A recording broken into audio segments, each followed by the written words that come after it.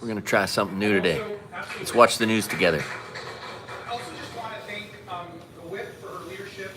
Also to all of the women in our caucus that are providing so much support to the survivors, that are part of our investigation, that are leading on this issue. I know that both of our committees are so grateful.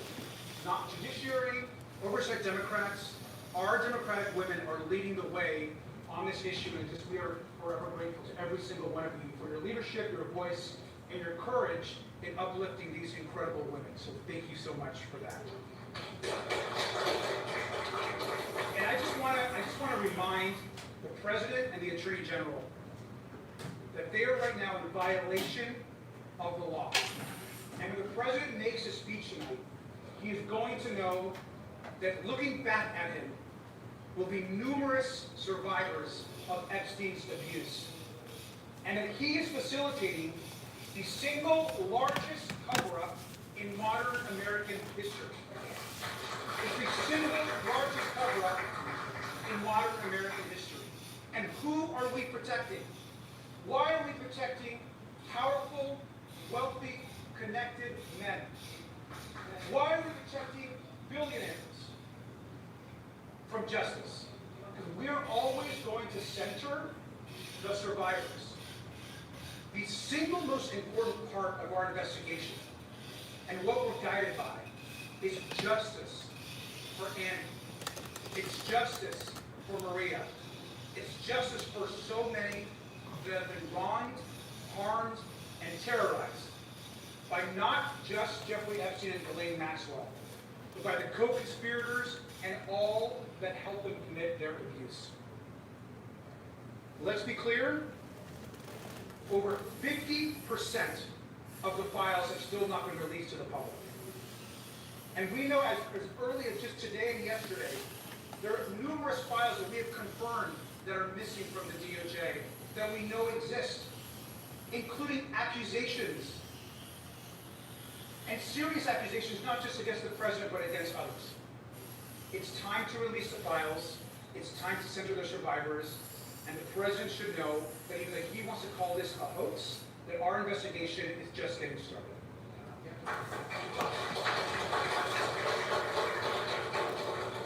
Thank you so much, Congressman Garcia. Your leadership has meant so much to myself and to so many of us. The government's original sin in this case was not following up in any way on my sister, Maria Farmer's 1996 report to the FBI about Epstein and Maxwell and the powerful circle that surrounded them. Since that time, the girls and women who were abused by these criminals have been repeatedly neglected and re-victimized by our own government. The recent release of materials highlights this, as the names of many powerful individuals remain redacted, while the names, personal data, and even images, nude images, of many victims were released. Rather than apologize for this failure, this DOJ has doubled down on denial and distraction. We are tired of the games.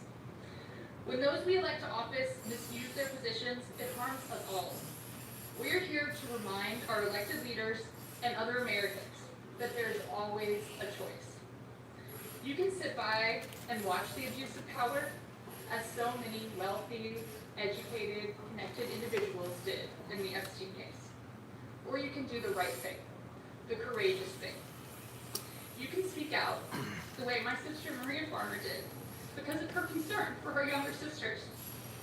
You can speak out the way Virginia Roberts Dupre did after she looked down and saw her daughter and knew she deserved safety and protection. I know that courage is contagious because these women inspired me to find my voice. And the more I have used it, the more I have heard from others who are speaking out about their own experiences of abuse and standing with us in demanding true transparency, the whole truth that survivors and the American people deserve.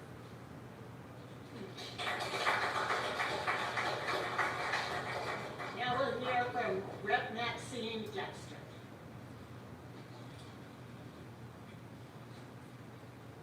Good afternoon.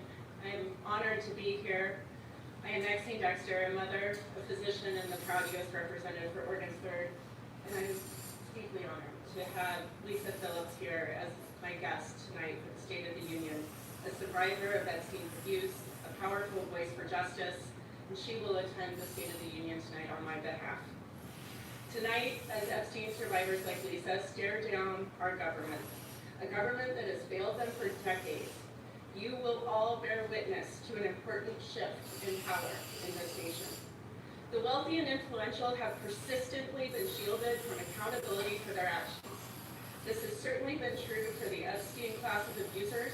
This exclusive, twisted club has gone to great lengths to protect their own, to bury the truth, and to perpetuate harm to young girls and women across the world. Not anymore. Tonight, as Trump tries to spend his first year in office as anything other than a crusade to protect himself from the Epstein club of abusers, Lisa's presence, the survivors' presence, makes clear that the powerful will not be protected. It is due to the persistent courage and resilience of survivors that abusers will be held accountable and brought to justice. Accountability means the Department of Justice fully investigates and prosecutes the crimes disclosed in the Epstein files when we get to see them. I was there just a few hours ago. There's hundreds of papers that are completely blacked out still. The brave women who have persistently advocated for transparency and accountability deserve our deepest respect and gratitude. Thank you, Lisa. Thank you all for being here, for your voice, for your courage. You've helped us protect our girls, my girl, from evil and have sheltered and will help us unshelter the powerful who have been hiding too long. I proudly stand with you, demanding the time of protecting abusers to come to an end. Thank you, and I yield to Lisa Phillips now.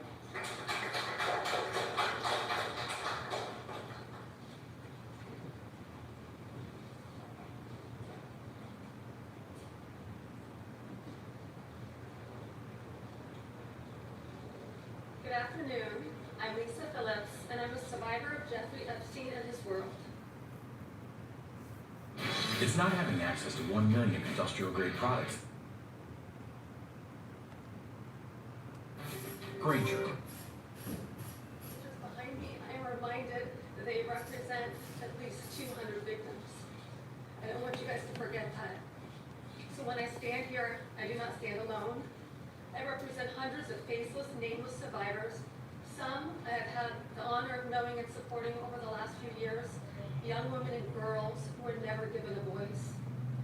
My survivor sisters and I have come to Capitol Hill many times this past year, as you know, and we will keep coming back again and again until all the Epstein files have been released. Because accountability is impossible without full transparency.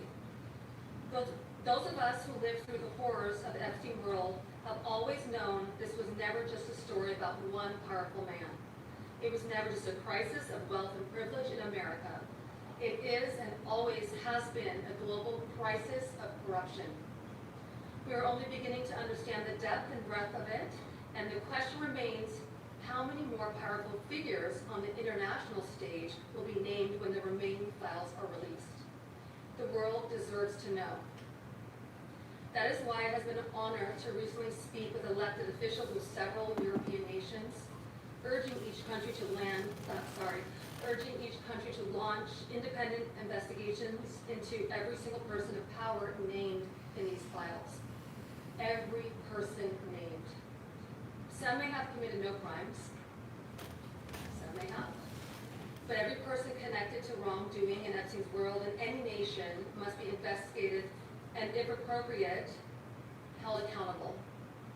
Every single one. We're not going away. We're not fading into silence. Thank you.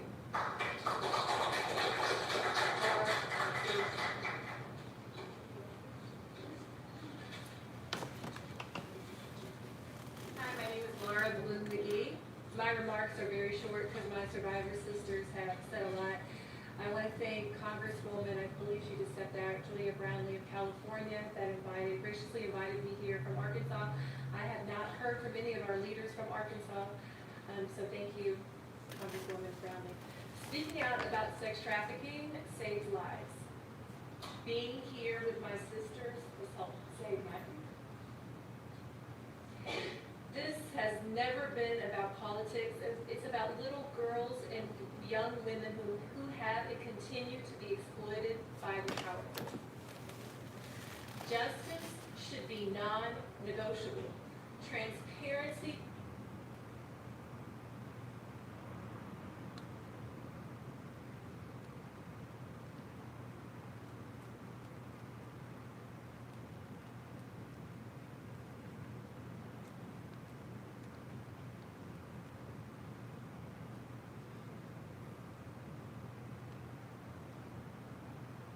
Long time ago.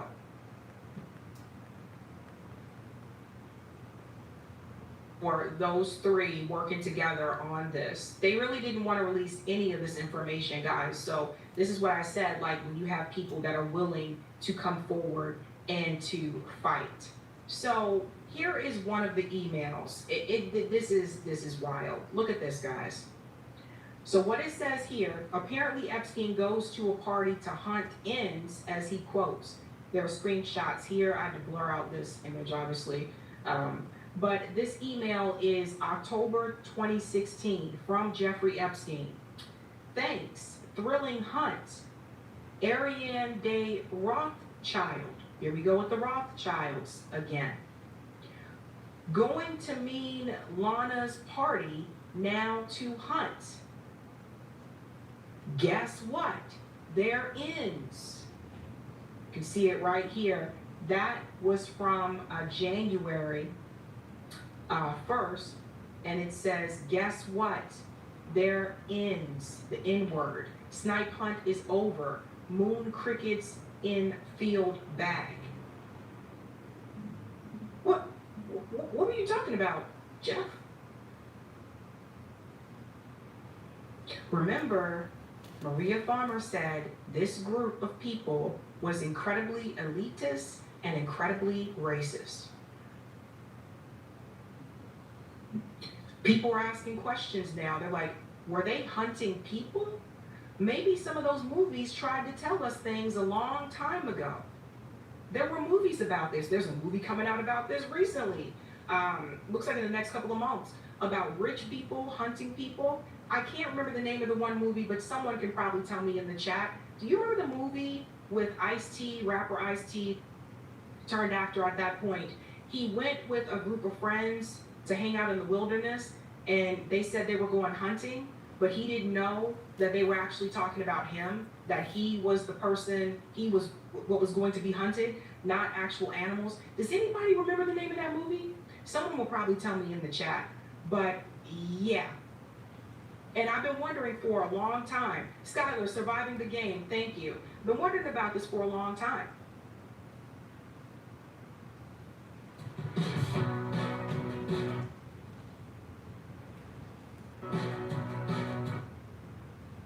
Alright guys, I have to give you updates on the ICE Gestapo thugs. So first of all, they are still fucking up Minnesota, bro. They are still in Minneapolis. It was a total lie that, oh, they're drawing down and this thing is ending now. It's just not true. They're still ruining people's lives out there.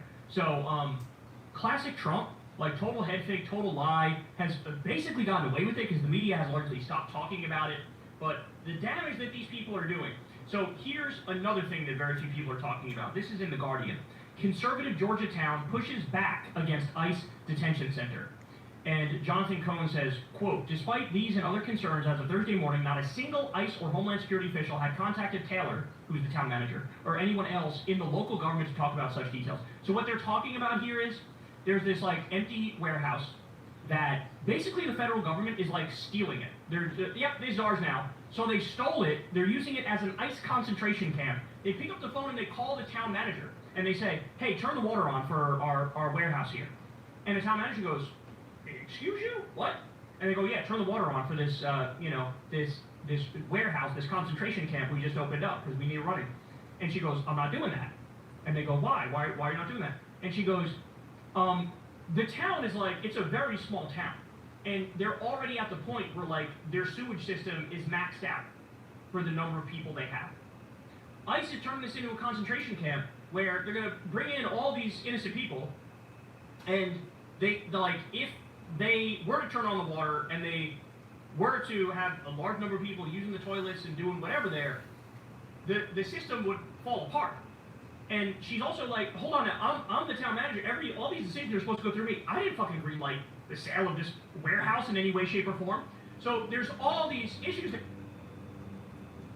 A new poll shows 60% disapproval of Trump, and this is just ahead of his State of the Union address, which is tomorrow. Well, this won't exactly get Trump's confidence soaring ahead of the State of the Union. It seems like it's already a disaster, and he hasn't even given it yet. Trump heads into the 2026 State of the Union address under one of the most challenging political environments of his presidency. Both of them, I would say. And long before he utters his first line, he's already up against it. And don't take my word for it. Just listen to hosts on Fox News, of all places. Tariffs. Is it a losing proposition for Trump? I'm asking a political question, I guess. Well, what do you think? Is this what's causing... It is a losing proposition. My goodness, the Supreme Court gave Trump an exit ramp to get away from tariffs, to get away from his obsession with tariffs as being a cure-all for what ails the U.S. economy. He didn't take advantage of it. When people voted him into office, they wanted a containment of price inflation, less price inflation, and unfortunately, there is no way in the world that the imposition of tariffs helps Trump and the Republican Party help to make America affordable again. There was a study by a Federal Reserve economist and group, I think, that said, look, 90% of the tariffs have been passed on to American consumers and businesses.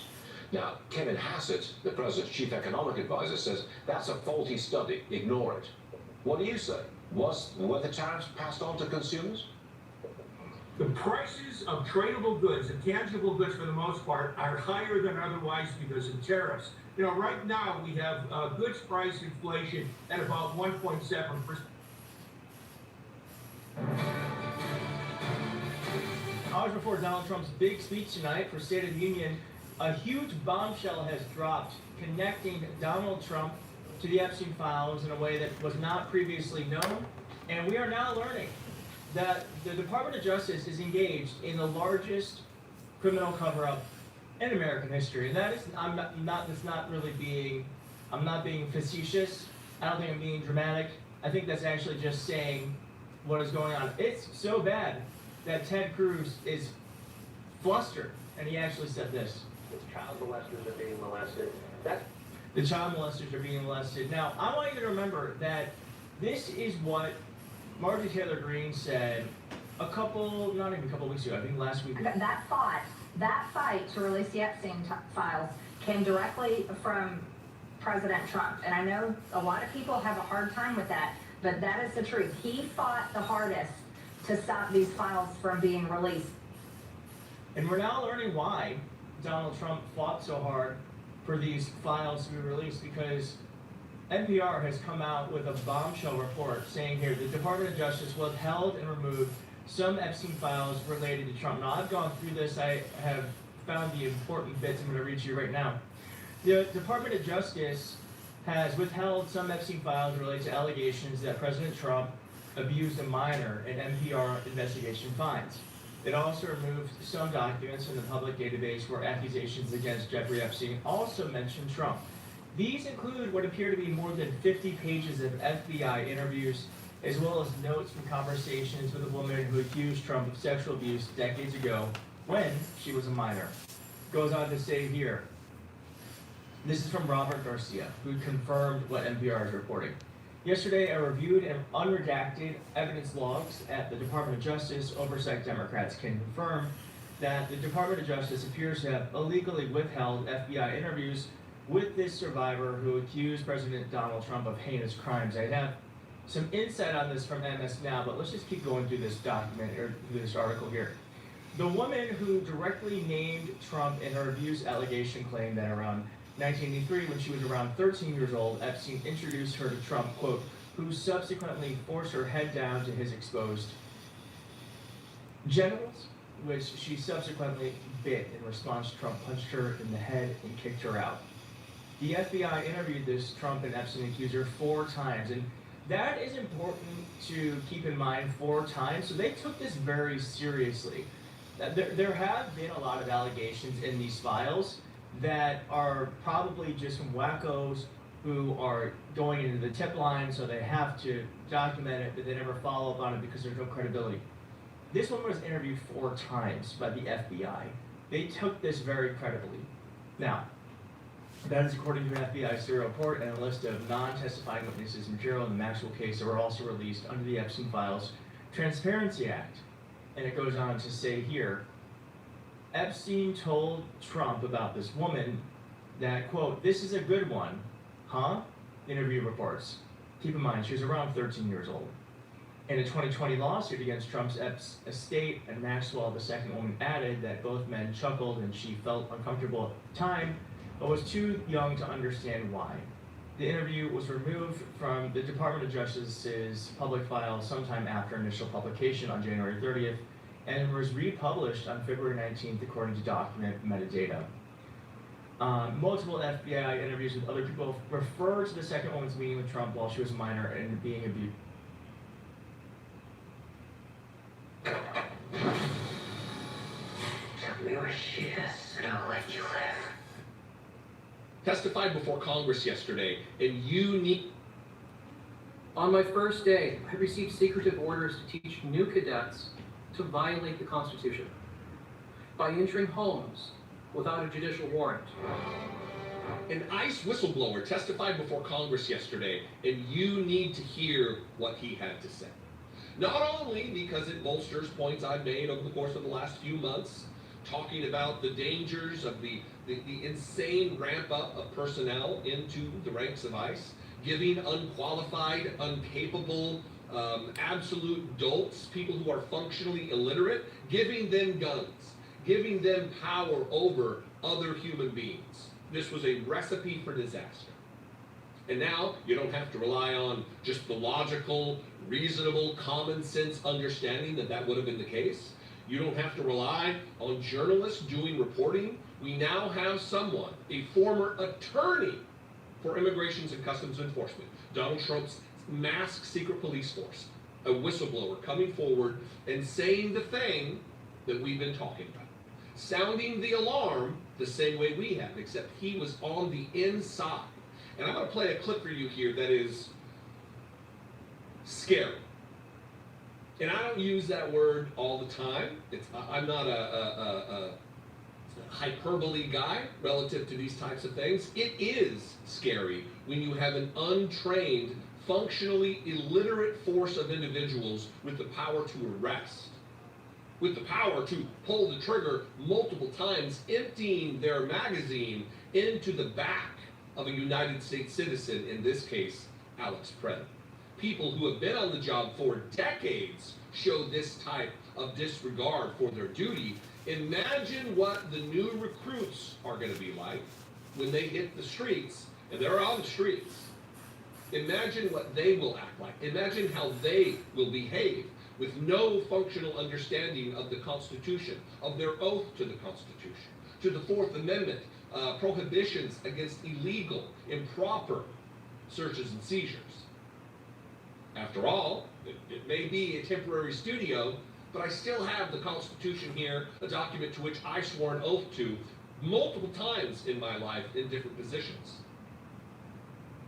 Watch this. This is Ryan Schwank speaking about his personal experience, not secondhand, not thirdhand. This isn't hearsay. This is direct. He quit his job as a protection of his oath to the Constitution to sound the alarm about what is taking place. This isn't some bleeding heart liberal. This is a guy who chose to work for ICE. And this is what he has to say. On my first day, I received secretive orders to teach new cadets to violate the Constitution by entering homes without a judicial warrant. For the last 5 months, I watched ICE dismantle the training program, cutting 240 hours of vital classes from the 584-hour program. Classes that teach the Constitution, our legal system, firearms training, the use of force, lawful arrests, proper detention, and the limits of officers' authority. For example, they ceased all of the legal instructions regarding use of force. This means that cadets are not taught what it means to be objectively reasonable, the very standard which the law requires them to meet when deciding whether or not to use deadly force. Our jobs as instructors are to teach them so well that they can make split-second decisions about what they can and cannot do in life or death situations. Yet, in the name of churning out an endless stream of officers, DHS leadership has dismantled the academic and practical tests that we need to know if cadets can safely and lawfully perform their job.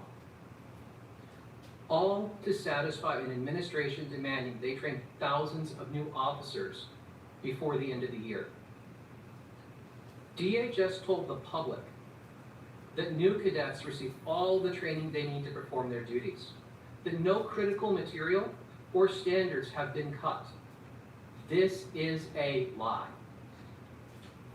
ICE made the program shorter, and they removed so many essential parts that what remains is a dangerous husk. No reasonable person would believe a training program suddenly cut nearly in half could meet the minimum legal requirements. These aren't abstract rules. They're required in regulations such as 8 CFR 287G1. Congress requires immigration officers to meet minimum standards for a reason. ICE cannot lawfully perform their duties, make arrests, carry weapons, and use force without passing appropriate training. New cadets are graduating from the academy despite widespread concerns among training staff that even in the final days of training, the cadets cannot demonstrate a solid grasp of the tactics or the law required to perform their jobs. Without reform, ICE will graduate thousands of new officers who do not know their constitutional duty, do not know the limits of their authority, and who do not have the training to recognize an unlawful order. In another part, in his opening statement, which this was a part, but there was an earlier part that I didn't want to, I want to make the clip 5 minutes. He said, I swore an oath to uphold the Constitution when I joined ICE. I followed it when I resigned. The legally required training program at the ICE Academy is deficient, defective, and broken. And the thing, all the elements that he just outlined should bring you pause. It is, to coin the word that I started with, scary that we have a force of armed, masked people who feel completely emboldened by this administration and their white supremacist rhetoric to act the way they're acting, to end the lives of American citizens and immigrants alike, because now we're learning in the concentration camps all over the country, immigrants are being choked to death, they're being killed, they're being forbidden their life-saving medicine, their life-saving medical treatments, and they're dying in ICE custody.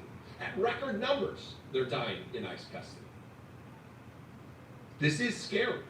This could be you, unless, of course, you're being willful, unless, of course, you're being anticipatorily obedient to this administration. If you choose not to speak out, you might be safe for now.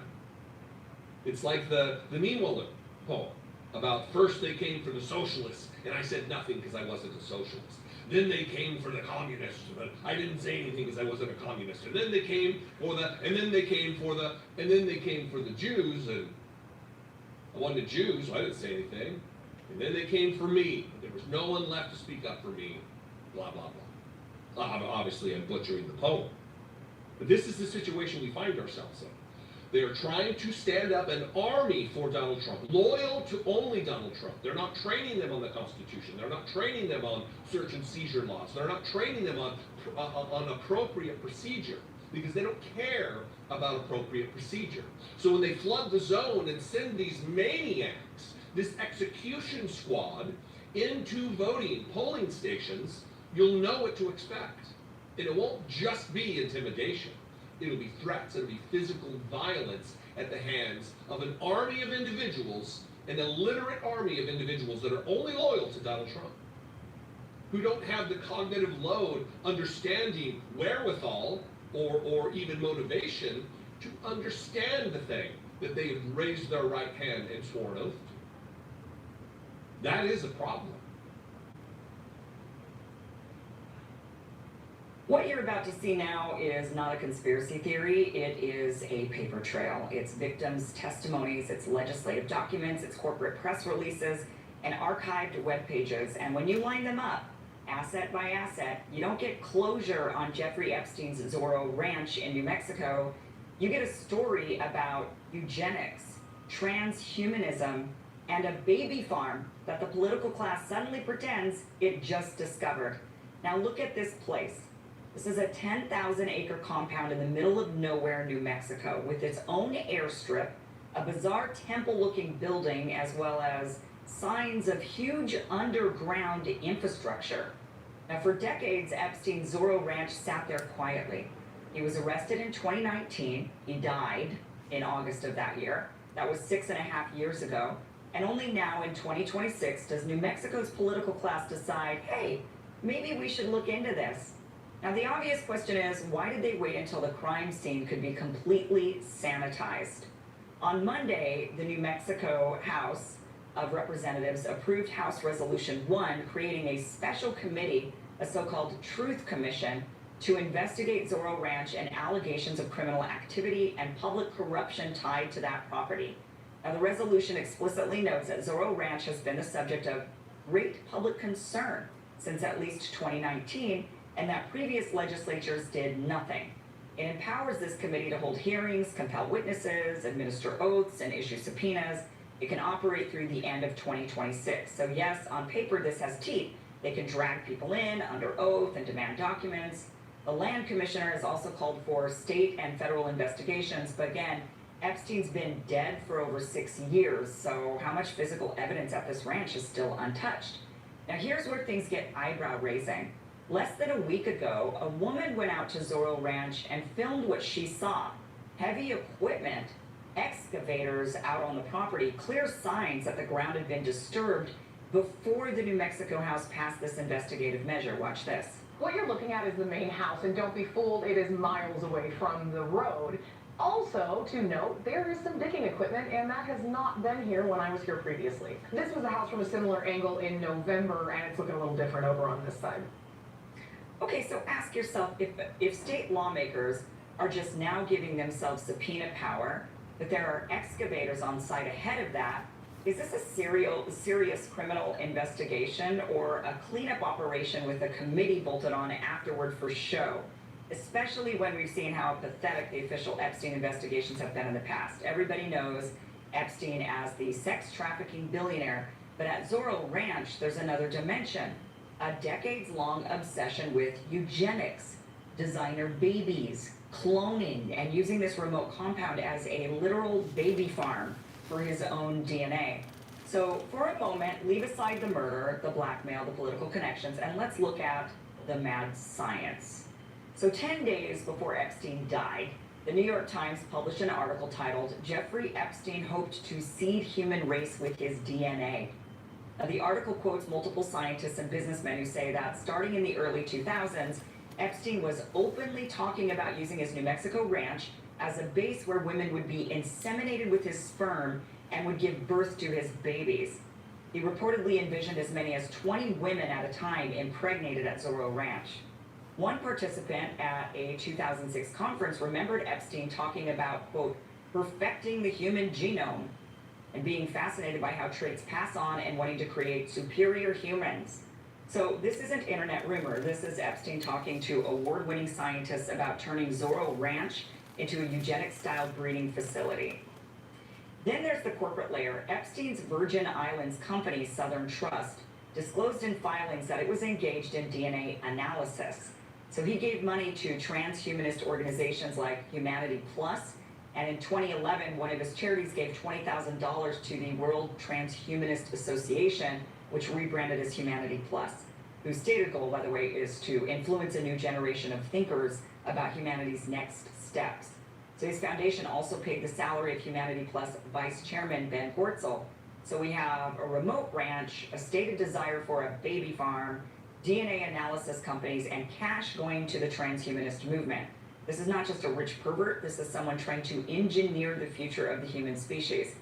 Now we get to the new Epstein files, emails that show how this baby farm idea connects to actual lab work and real money. Brian Bishop is a Bitcoin developer, biohacker, and self-described mad scientist. And in the released emails, he's pitching Epstein on a designer baby project, talking about human cloning and laying out a funding proposal. In the first email, Bishop sends Epstein a presentation on his designer baby project. He notes that he and a partner have a series of questions about how serious you are about wanting this, quote, this isn't generic research, it's something additional to Bishop's existing work. He tells Epstein that most of the questions are about Epstein's, quote, requirements for secrecy and privacy regarding reputational risk and also any financial involvement. He suggests that whatever Epstein wants could be done, quote, under the banner of my designer babies project, since the other deliverable is similar and shares so many of the same procedures and lab requirements, unquote. So in other words, Epstein doesn't just want to donate to science, he wants secret science. He wants something that requires absolute anonymity. In a later email, Bishop is even more explicit, quote, well, we're starting to see some people have accountability regarding the Epstein files. Another one bites the dust. Today, Peter Mandelson, who is a former British ambassador to the United States and former senior Labour Party politician from the UK, was arrested. So that is another one that is being arrested. We're seeing arrests happen in Norway. We're seeing arrests in the UK. We're seeing some resignations. Unfortunately, the people here in the United States who are implicated in the Epstein files are just getting away with it scot-free, no problem, nothing to see here, folks. But Peter Mandelson was arrested today. Same sort of thing as Prince Andrew. He was arrested for basically leaking confidential government information to Epstein.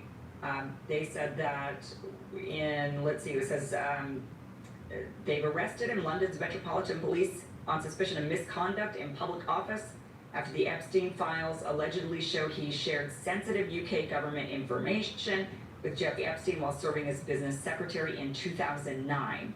So documents released in the file suggest he may have leaked confidential government emails about policy information to Epstein, including material related to tax and financial plans. He had resigned from the House of Lords and the Labour Party earlier this month, and now he's arrested for this investigation. Now, some people are saying, look, this is not what we wanted these people to be arrested for. Prince Andrew's going down for leaking confidential information. Labour Party leader, one of the top leaders of the Labour Party, Peter Mandelson, also going down for leaking confidential information. What about the pedophilia? People are asking. What about the pedophilia? Here's the thing. Obviously, we want them to also be held accountable for crimes that they may have committed with underage people, for sure, underage children. However, the big kahuna with the Epstein scandal is the fact that it was very clearly some sort of an intelligence blackmail operation. So it is actually quite, it's actually quite notable that people are going down for giving government secrets to Epstein. That is the type of thing we normally would not see. Normally what we would see is, oh, you're a pedo, so that's what we're going to get you for. And then they just sweep the rest of it under the rug. They don't want to talk about, oh, the person was a spy and actually trading government secrets and blackmailing our politicians. They don't want to talk about that. They would just say, well, you know, he just caught with some pedophilia on his computer and he's going to jail and that's that. And just nothing more to aimed at forcing Tehran to agree to a new nuclear deal with an opening assault possibly coming within days. That's according to the Wall Street Journal, which reports the initial strikes would target a few military or government sites with an option to ramp up attacks into a campaign aimed at toppling Iran's government. On Thursday, Trump said his goal is to prevent Iran from developing nuclear bombs. They can't have a nuclear weapon. It's very simple. You can't have peace in the Middle East if they have a nuclear weapon. Article 1 of the U.S. Constitution, only Congress can declare war, and lawmakers have not approved any declaration of war against Iran. Congress members Ro Khanna and Thomas Massie have promised to force a House vote on a bipartisan war powers resolution next week after Congress returns from recess. President Trump's threats to attack Iran came as he hosted heads of state and other officials from nearly 50 countries for the inaugural meeting of the so-called Board of Peace, Trump's new initiative to create an alternative to the United Nations. Trump vowed to provide $10 billion in U.S. funds to the board, even though Congress has not approved any such spending, and has named himself the group's chairman for life. Among Trump's board key proposals is to turn Gaza into an upscale seaside resort with gleaming skyscrapers and entirely new cities. Later in the broadcast, we'll speak with Jeremy Scahill of Dropsite News about Iran, Gaza, and the so-called Board of Peace. In the occupied West Bank, a Palestinian-American teenager has died of his injuries after he was shot by an Israeli settler Wednesday in a village near Ramallah. According to relatives, 19-year-old Nasrallah Mohammed Jamal Abu Siam was fired on as he tried to stop Israeli settlers from raiding his village to steal sheep. At least 11 U.S. citizens have been killed by Israeli soldiers and settlers since 2022. Meanwhile, the Committee to Protect Journalists reports dozens of Palestinian media workers held in Israeli prisons since October 2023 have been beaten, starved, and subjected to rape and other sexual violence. The committee reviewed testimony and evidence from 59 Palestinian journalists, finding strikingly consistent reports of physical assaults, forced stress positions, sensory deprivation, sexual violence, and medical neglect. The journalists lost an average of 52 pounds in Israeli prisons. Most of them were held under Israel's so-called administrative detention policy, never charged with any crime. In Sudan, a group of UN experts has determined evidence of atrocities carried out by the paramilitary rapid support forces during the siege of the city of Al-Fashir show the, quote, hallmarks of genocide, unquote. The fact-finding mission said it collected evidence of deliberate starvation and denial of humanitarian assistance, as well as mass killings, rape, torture, and forced disappearances since the RSF captured the key city in Sudan's Darfur region last year. The report outlines 3 acts of genocide, including the killing of members of a protected ethnic group. The UN also expressed alarm following reports that over 50 civilians were killed, including children, in a series of strikes this week carried out by the RSF and Sudanese army in 4 states across Sudan.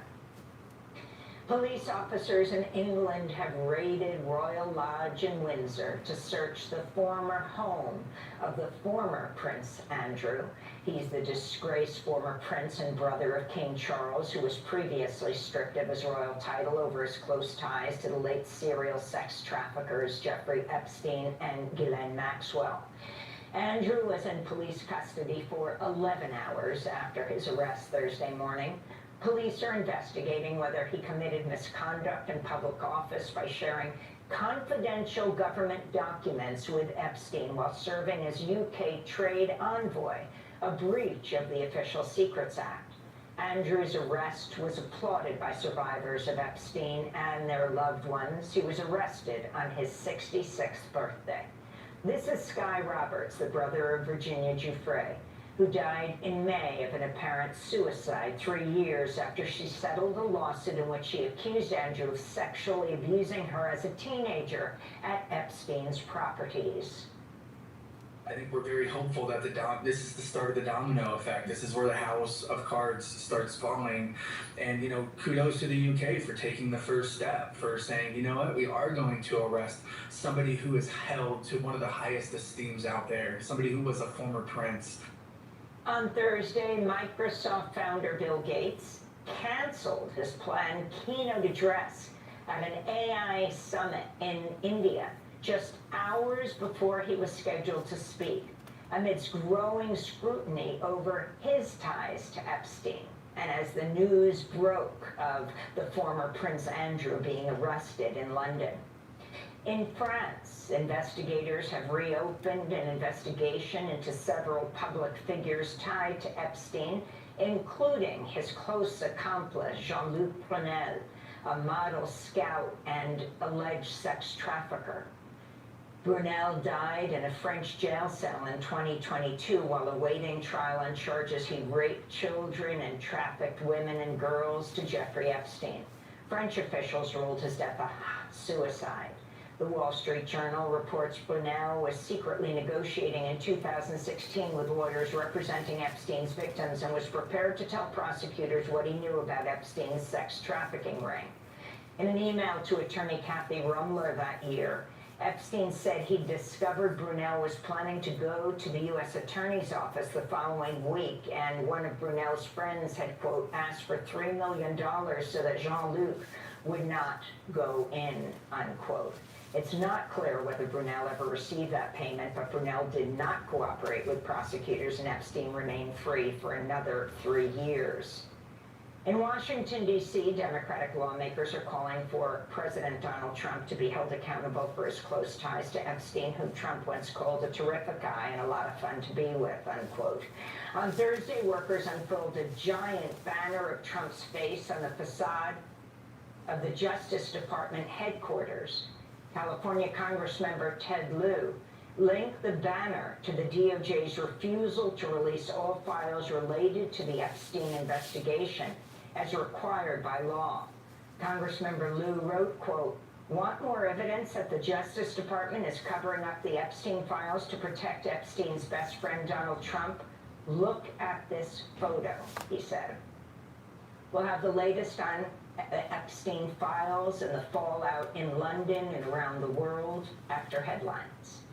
A federal judge has dismantled much of Trump's policy to indefinitely detain immigrants. The ruling by California U.S. District Judge Sunshine Sykes came as part of a class action lawsuit and throws out an earlier decision by the Board of Immigration Appeals that had backed Trump's practice of denying bonds and indefinitely jailing thousands of immigrants with no criminal records. Sykes denounced the Trump administration as shameless for refusing to grant bond hearings to immigrants despite her prior court order to do so. In related news, the publication Law Dork reports the Department of Homeland Security has issued a memo that could lead to the detention of thousands of refugees who are resettled in the United States. The memo reportedly states refugees must return or be returned to federal immigration custody as part of the vetting process to obtain a green card. Refugees are already strictly vetted, often for years, before they're even admitted to the U.S.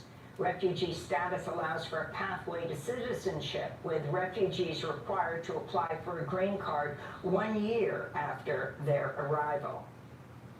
Press freedom groups are raising alarm over the arrest of 4 journalists in Cameroon who attempted to investigate Trump's secretive scheme to deport third-country immigrants to the African nation. The New York Times reports police forces detained the group of journalists at a state-run compound in the capital, Yaoundé, along with an attorney representing several immigrants detained there, none of whom are from Cameroon and who were deported from the United States. Many of the immigrants were sent to Cameroon in violation of court orders protecting them from deportation to their home countries over fear of prosecution. Cameroonian police reportedly confiscated the journalists' phones, cameras, and laptops, claiming the journalists had obtained sensitive government information.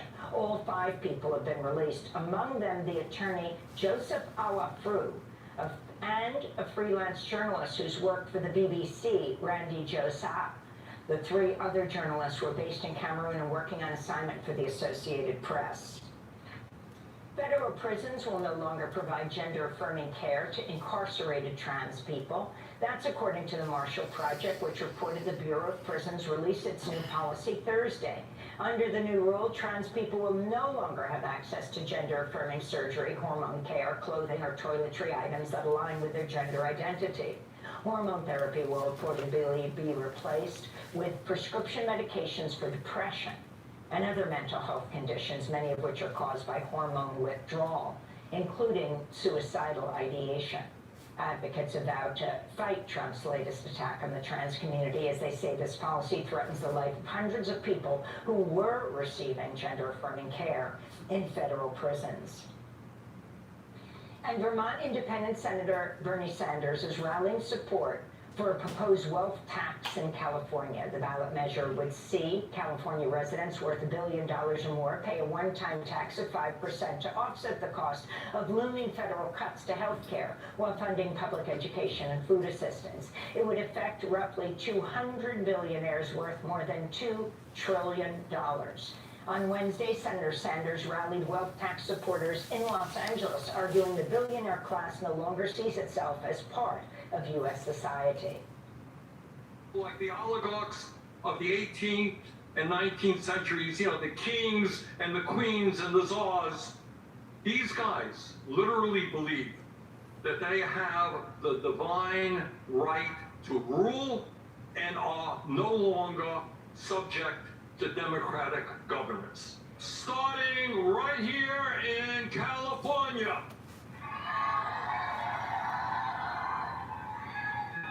These billionaires are going to learn that we are still living in a democratic society where the people have some power. Billionaires, including Palantir founder Peter Thiel, have poured millions of dollars into campaigns aimed at defeating the wealth tax. Last year, Palantir reportedly earned $1.5 billion and paid zero federal income tax. California Governor Gavin Newsom, a likely contender for the Democratic Party's 2028 presidential nomination, opposes the idea, arguing it's already led wealthy residents to move from California. This is Democracy Now!, democracynow.org, the War and Peace Report. I'm Amy Goodman. Thanks for watching Democracy Now! On YouTube. Subscribe to the channel and... This is the best winter soup ever. The Virgin Total Immune Blend is the secret ingredient in the soup I make when I'm feeling under the weather. We just add onion, garlic, ginger, turmeric, and a ton of... Oops. Excuse me. Okay, that was an accident.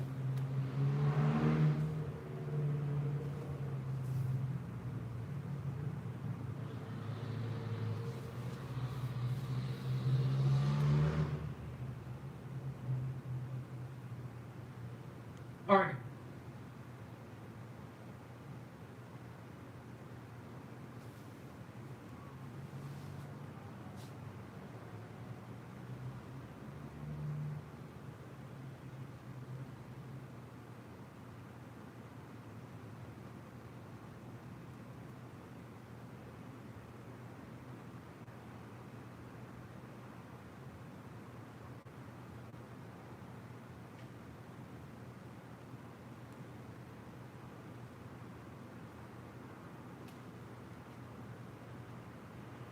Stage, a panel on the fight for the First Amendment led by moderator Jim Acosta, host of The Jim Acosta Show, Delaware Governor Matt Meyer, award-winning journalist Terry Moran, and civil rights leader, best-selling author, and Committee for the First Amendment co-chair Rashad Robinson. Wow. Oh my goodness.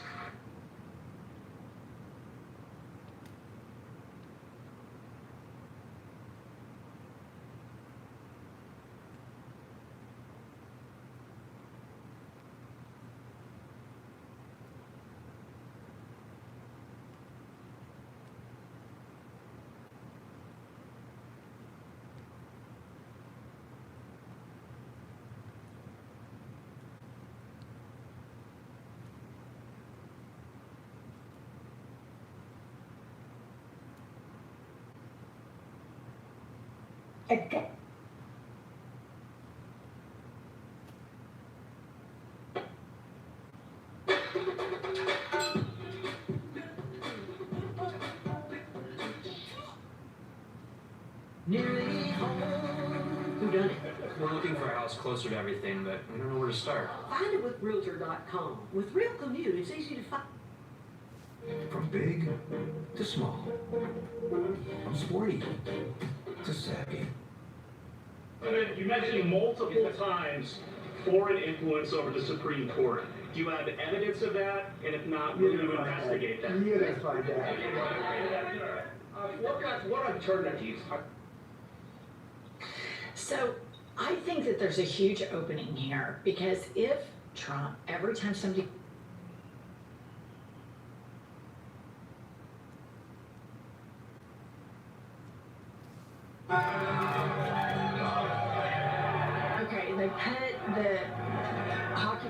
up putting a medal on him.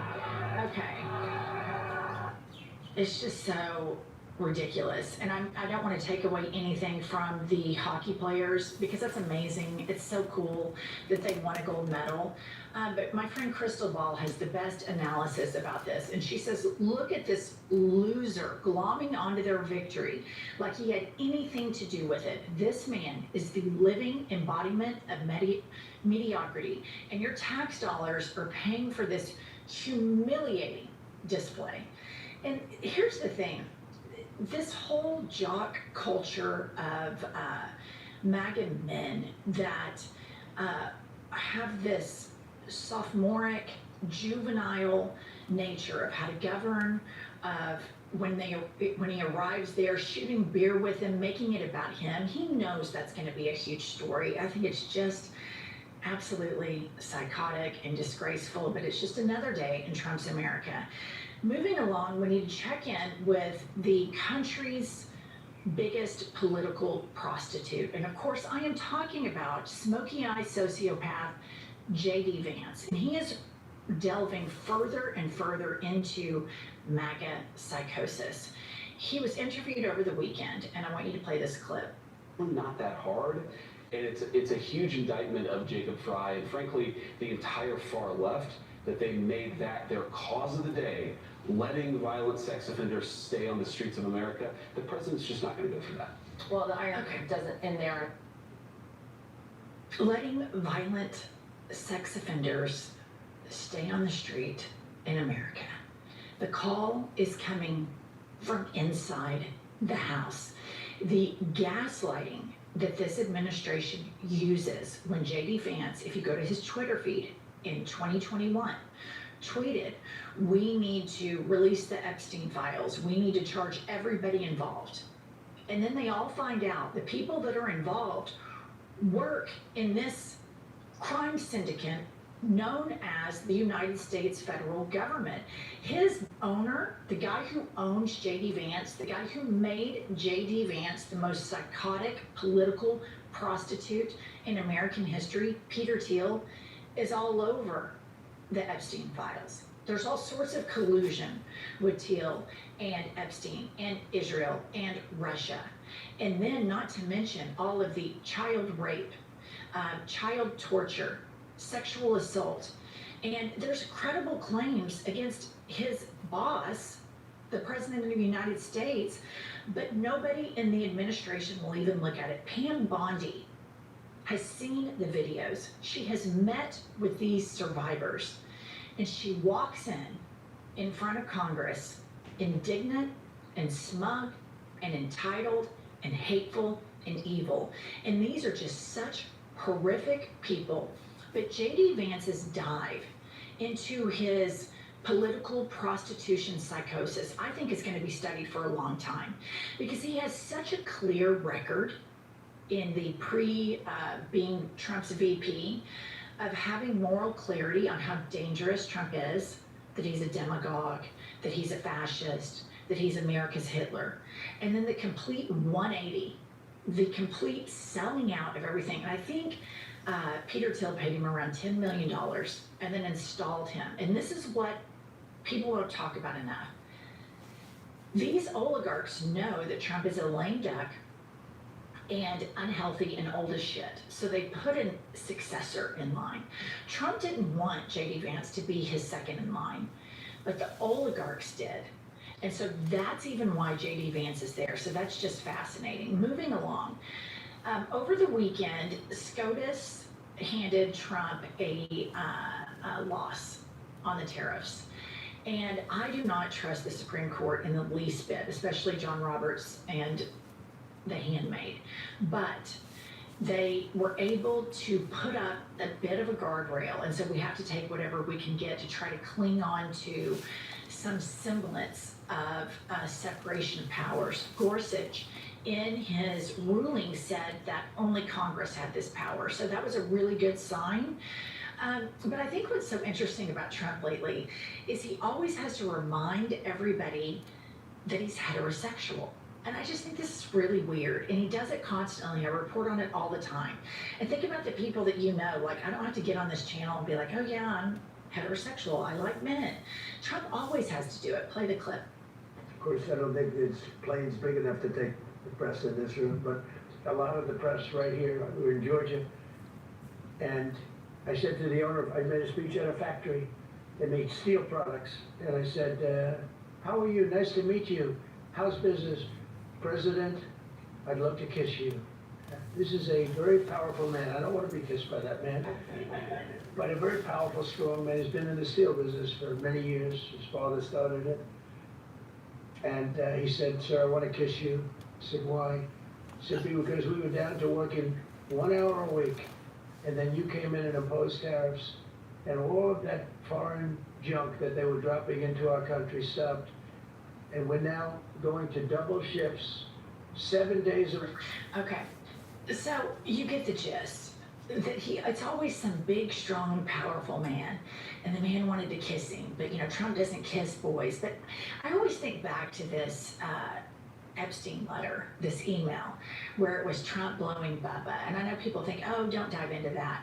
But his constant talking about the size of Arnold Palmer's cock, and always this good-looking guy, that good-looking guy. I just think it's rather interesting that the right's desired alpha male is constantly having to prove his masculinity and his heterosexuality, and it just shows you the brokenness in the masculinity on the right, how it's such a facade, that they all have these inferiority complexes and compensatory narcissism.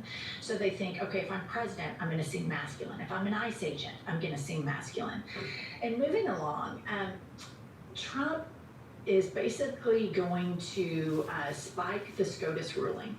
And he is going to go around them and try to impose tariffs anyway. But as he tries to explain this, on top of him trying to explain that he's heterosexual all the time,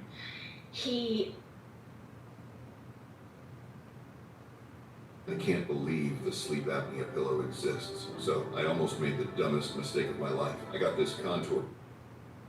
A gunman was shot outside Mar-a-Lago, and immediately MAGA and all of the crazy lunatics in that party began saying it was the radical left and all of the things about the person before there was any information. Then we find out, oh, no, wait, he's a Trump supporter that's mad about the cover-up of the Epstein files.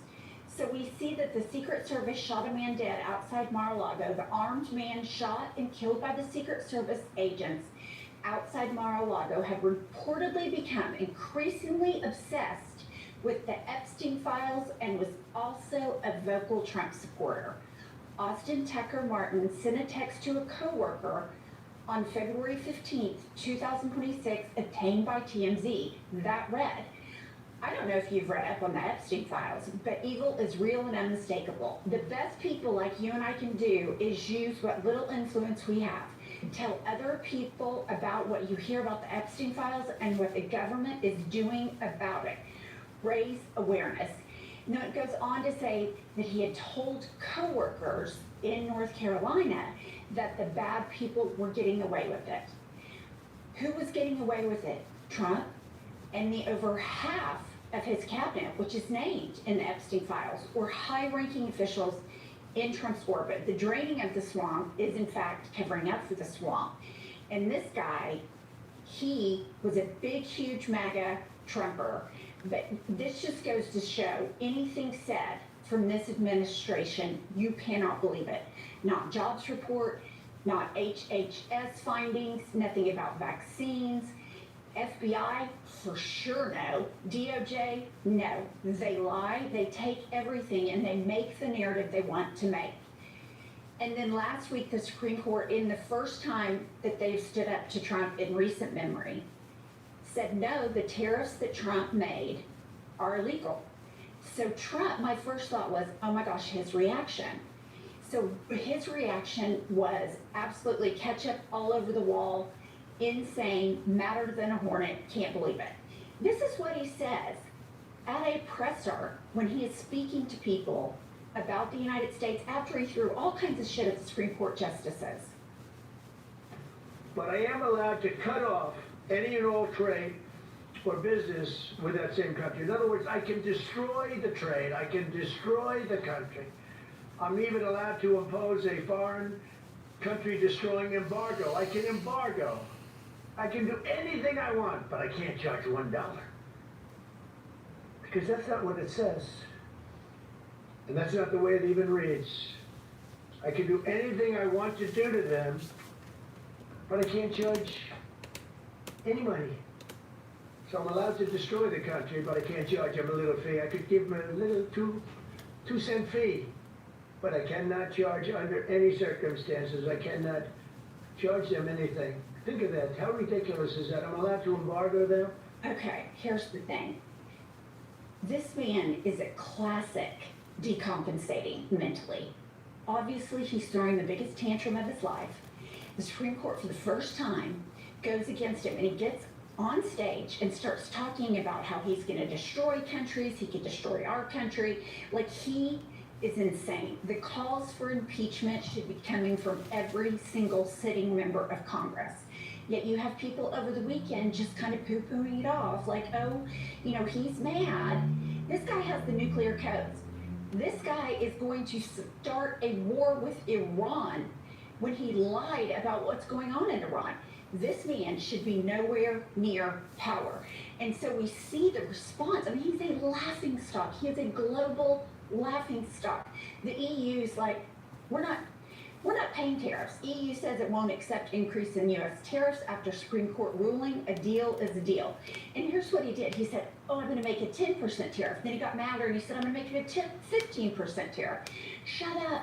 Somebody take this man's phone now. He is a nut. He is a global laughingstock. India, huge trade partner.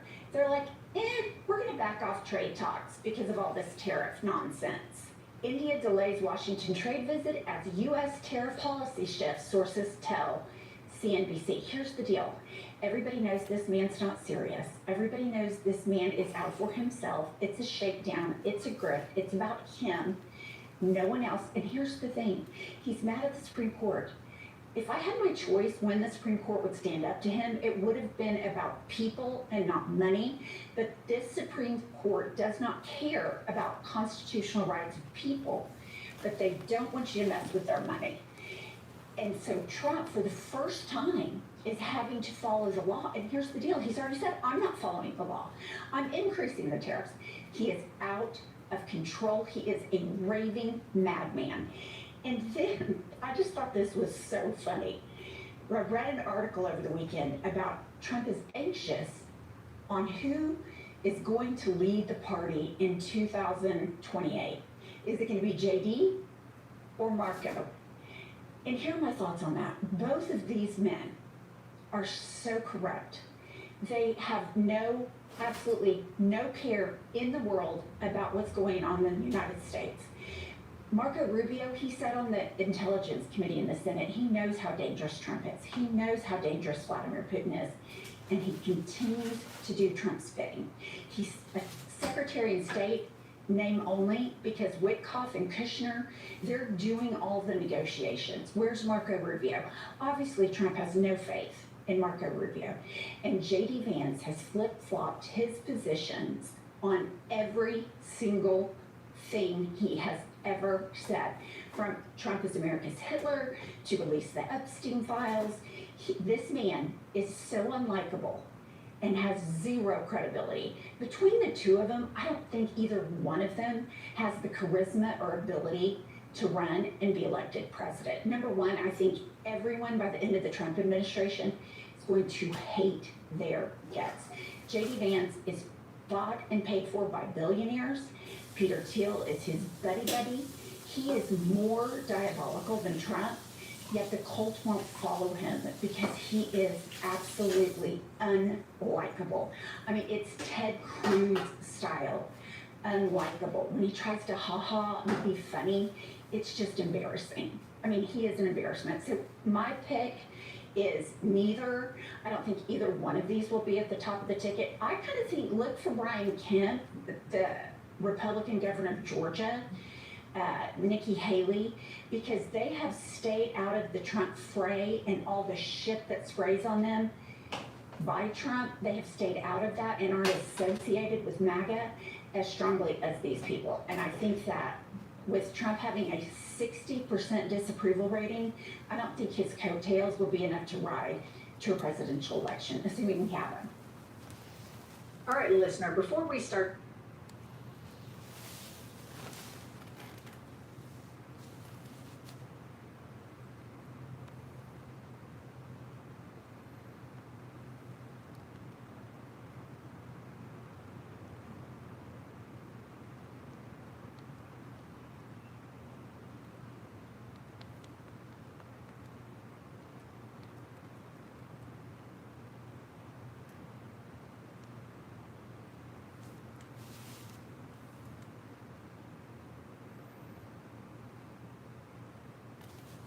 Welcome to Democracy Now!, democracynow.org, the War and Peace Report. I'm Amy Goodman. The Supreme Court struck down President Trump's global tariffs Friday, ruling in a 6-3 decision that he didn't have the emergency powers he claimed to have to impose tariffs. President Trump immediately lashed out at the justices of the High Court, vowing other alternatives are available to him to pursue tariffs, and announced a 10% global tariff over the current rate. On Saturday, Trump raised his global tariffs to 15%. This time, Trump issued the latest round of tariffs under a different law, Section 122 of the Trade Act of 1974, which allows him to impose up to 15% tariffs for 150 days. The tariffs are set to take effect starting February 24th. The Supreme Court's ruling on tariffs is deeply disappointing, and I'm ashamed of certain members of the court, absolutely ashamed, for not having the courage to do what's right for our country. It's my opinion that the court has been swayed by foreign interests and a political movement that is far smaller than people would ever think. Soon after the Supreme Court's ruling, Illinois Governor J.B. Pritzker sent a letter to President Trump demanding tariff refunds for every family in Illinois. The letter reads, quote, "The Supreme Court has ruled. This is yet one more unconstitutional act by you and your administration. This letter and the attached invoice stand as an official notice that the compensation is owed to the people of Illinois, and if you do not comply, we will pursue further action," he said. We'll have more on this story after headlines. U.S. and Iranian negotiators are set to meet in Geneva Thursday to discuss a new nuclear proposal. According to Axios, U.S. officials say this is likely the last chance President Trump will give Iran before ordering a U.S.-Israeli military operation that could directly target Supreme Leader Ali Khamenei. It comes as the U.S. has been building up warships and fighter jets near Iran, deploying 2 aircraft carriers, the largest USS Gerald Ford and the USS Abraham Lincoln. This is President Trump's special envoy, Steve Witkoff. I don't want to use the word frustrated. It's almost because he understands he's got plenty of alternatives. But it's curious. He's curious as to why they haven't, I don't want to use the word capitulated, but why they haven't capitulated. On Sunday, anti-government protests in Iran erupted on university campuses in the capital Tehran and the northeastern city of Mashhad. In videos on social media, the student protesters appeared to wear black to mourn the thousands of demonstrators killed by Iranian security forces in last month's protests. The Iranian government has arrested 40,000 people in connection with the anti-government demonstrations last month. At least 3 people were killed in another U.S. military strike on a boat in the Eastern Pacific. The U.S. Southern Command confirmed the Friday attack, claiming again without evidence the boat had been targeted for traveling along a supposed drug trafficking route. CNN reports at least 148 people have been killed since September, when the Trump administration began its series of military strikes on boats in the Caribbean and Pacific, attacks that have been widely condemned as illegal. This comes as Cuba has been withdrawing security advisors and doctors from Venezuela In the aftermath of the U.S. attack and abduction of the Venezuelan president Nicolas Maduro and his wife in early January, Reuters reports the move comes as Venezuela's interim leader, Delcy Rodriguez, is facing growing pressure from the U.S. to cut ties with Cuba as the Trump administration seeks to further isolate the island to topple the Cuban government. At least 32 Cuban officers were killed in the U.S. attack on Venezuela last month. The officers part of Maduro's security detail. Mexican security forces killed Mexico's most wanted drug lord, Nemesio Ruben Oseguera Cervantes, known as El Mencho, on Sunday in the town of Tapalpa in Jalisco State. The U.S. had provided intelligence to Mexican authorities for the operation. The U.S. had placed a $15 million bounty on El Mencho, who led the Jalisco New Generation Cartel, which is a designated terrorist organization in the United States. Following his death, violence erupted in multiple cities across Mexico. In Guadalajara, Jalisco's capital, gunfire was reported, and armed men reportedly set a gas station ablaze. Vehicles were set on fire near beachfront hotels in the resort city of Puerto Vallarta. The U.S. Embassy in Mexico urged Americans to shelter in place in multiple states across Mexico. Tourists were left stranded in Puerto Vallarta as Air Canada, Delta, American Airlines, and Alaskan Airlines all announced they were canceling flights to and from the town's airport due to the ongoing security situation. Israeli strikes have killed at least 12 people in eastern and southern Lebanon, another violation of the ceasefire deal with Hezbollah that went into effect November 2024. Lebanon's Ministry of Public Health said at least 2 people were killed in an Israeli attack on the Ain al-Hilweh camp, the country's largest Palestinian refugee camp. The Israeli military claimed to target Hamas. The group denies it has training facilities in Lebanon's refugee camps. According to the UN, the Israeli military has launched more than 10,000 attacks since it agreed to a so-called ceasefire with Hezbollah.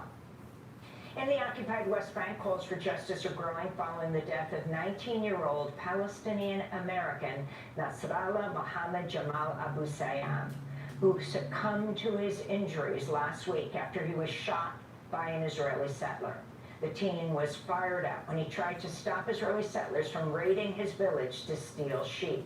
His families demanded accountability from the U.S. government, with the State Department releasing a statement this weekend that said it expects a full, thorough, and transparent investigation into the teen's death. The Trump administration last year lifted sanctions on Israeli settlers involved in violence against Palestinians in the occupied West Bank. Abu Sayyam was born in Philadelphia. He's at least the 11th U.S. citizen killed by Israeli soldiers and settlers since 2022.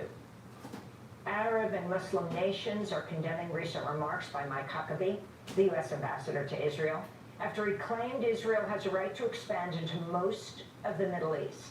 Huckabee made the comments in an interview with the right-wing commentator Tucker Carlson. Here's the exchange. Does Israel have the right to that land? Because you're appealing to Genesis. No. You're saying that's the original deed.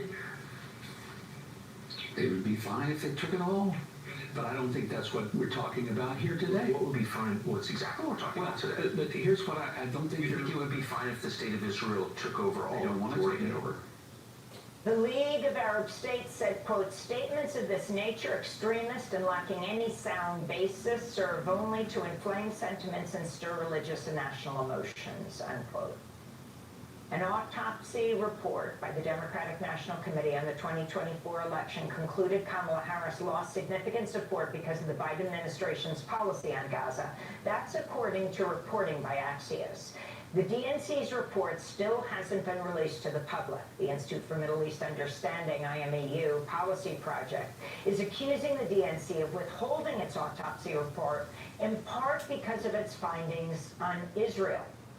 The IMEU policy project reportedly told the DNC that the Biden administration lost its credibility among young people and progressives over its support for Israel.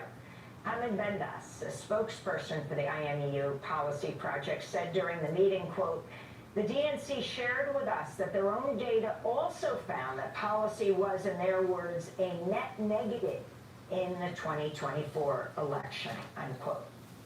In Britain, at least 12 activists with Palestine Action have reunited with their families after months in jail. Among the group released on bail Friday were 4 hunger strikers. Only one of the 18 activists was not granted conditional bail. Their trial is scheduled for April. That's according to the BBC. Earlier this month, 6 Palestine Action protesters were found not guilty of aggravated burglary, even after they admitted to breaking into a factory operated by the Israeli military firm Elbit.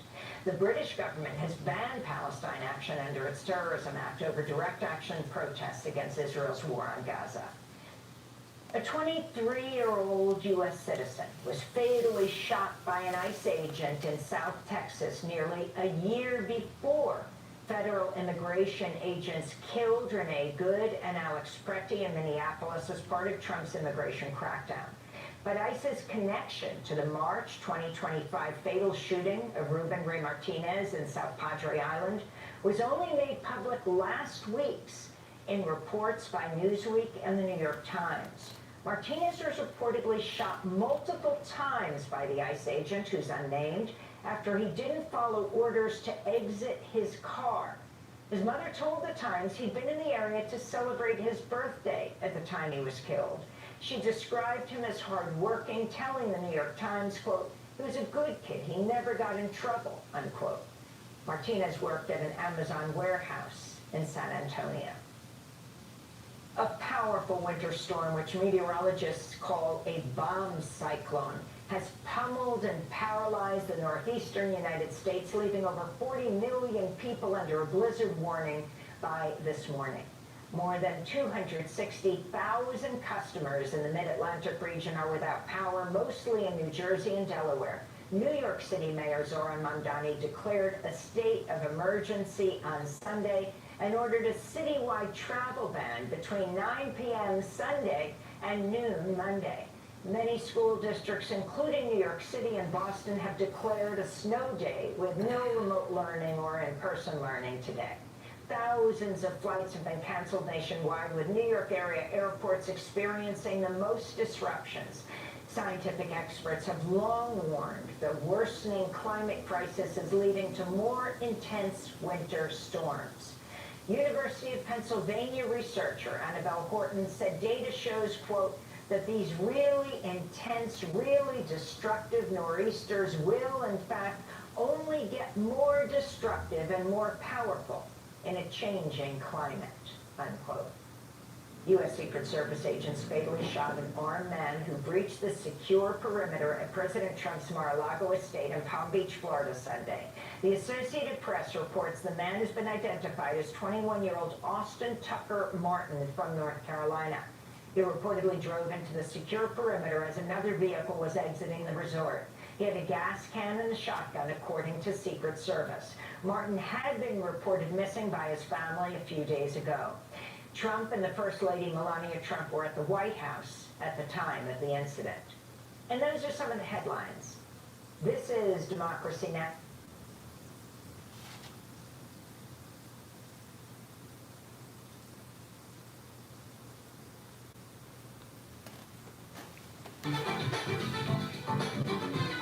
Welcome to Democracy Now!, democracynow.org, the War and Peace Report. I'm Amy Goodman. In the United Kingdom, authorities arrested then released Peter Mandelson, the former British ambassador to the United States, over allegations he'd passed confidential government information to the late convicted sex offender, Jeffrey Epstein. The London Metropolitan Police had started its investigation into Mandelson earlier this month and said it had arrested him, quote, on suspicion of misconduct in public office. Mandelson's arrest comes just days after former Prince Andrew was arrested for the same offense. Mandelson served as a government minister between 1997 and 2001, again from 2008 to 2010, fired from his diplomatic post in September last year as more information about his relationship with Epstein was released. There are now growing calls for British Prime Minister Keir Starmer to resign, since Starmer tapped Mandelson to be Britain's top U.S. envoy. This is Conservative Party leader Kemi Badenoch. This is the defining moment of Keir Starmer's premiership. Watching the man who he appointed to the highest position in our diplomatic service getting arrested by police, I think is an image that's going to stay with all of us for many, many years to come. And when people think about Keir Starmer and his premiership, they will see the arrest of Peter Mandelson as the defining moment. Bard College has hired an outside law firm to conduct an independent investigation into communications between the college's longtime president, Leon Botstein, and the late convicted sex offender, Jeffrey Epstein. The release of the Epstein files reveals Botstein traveled to Epstein's Island in 2012 and 2013. The Bard president wrote to Epstein, quote, "I greatly cherish this new friendship. I have real admiration for how you go about doing things." Peter Attia, a CBS News contributor and longevity influencer, has resigned from his post as his emails with the late convicted sex offender Jeffrey Epstein were released to the public. Attia was recruited and hired by CBS's new editor-in-chief, Barry Weiss, in January, just days before the release of the Epstein files. In the emails, Attia provided medical advice and arranged testing for Epstein. In an email sent to Epstein in June 2015, Attia wrote, quote, "You know, the biggest problem with becoming friends with you, the life you lead is so outrageous, and yet I can't tell a soul," he said. Other emails were far more graphic. In 2008, Epstein was released from a Florida state jail after serving a 13-month term for his conviction of soliciting sex from a minor. An NPR investigation finds the Justice Department failed to release some of the Epstein files related to allegations that President Trump sexually abused a minor. According to NPR, the additional files include 50 pages of FBI interviews and notes from conversations with a woman who accused Trump of sexual abuse when she was a minor. This comes despite Attorney General Pam Bondi and Deputy Attorney General Todd Blanche, who was Trump's personal attorney, sending a letter to Congress earlier this month claiming no records were withheld or redacted, quote, on the basis of embarrassment, reputational harm, or political sensitivity, including to any government official, public figure, or foreign dignitary, unquote. The U.S. military has blown up another boat in the Caribbean, killing at least 3 people. The U.S. Southern Command published a 20-second video clip of the strike Monday, showing a small boat suddenly exploding. Trump officials again provided no evidence that the boat or the people on board were involved with drug trafficking. This is at least the 3rd such attack over the course of a week, bringing the death toll from U.S. boat strikes in the Caribbean and Pacific to an estimated 150 people. Several legal and human rights experts have said the attacks amount to extrajudicial killings.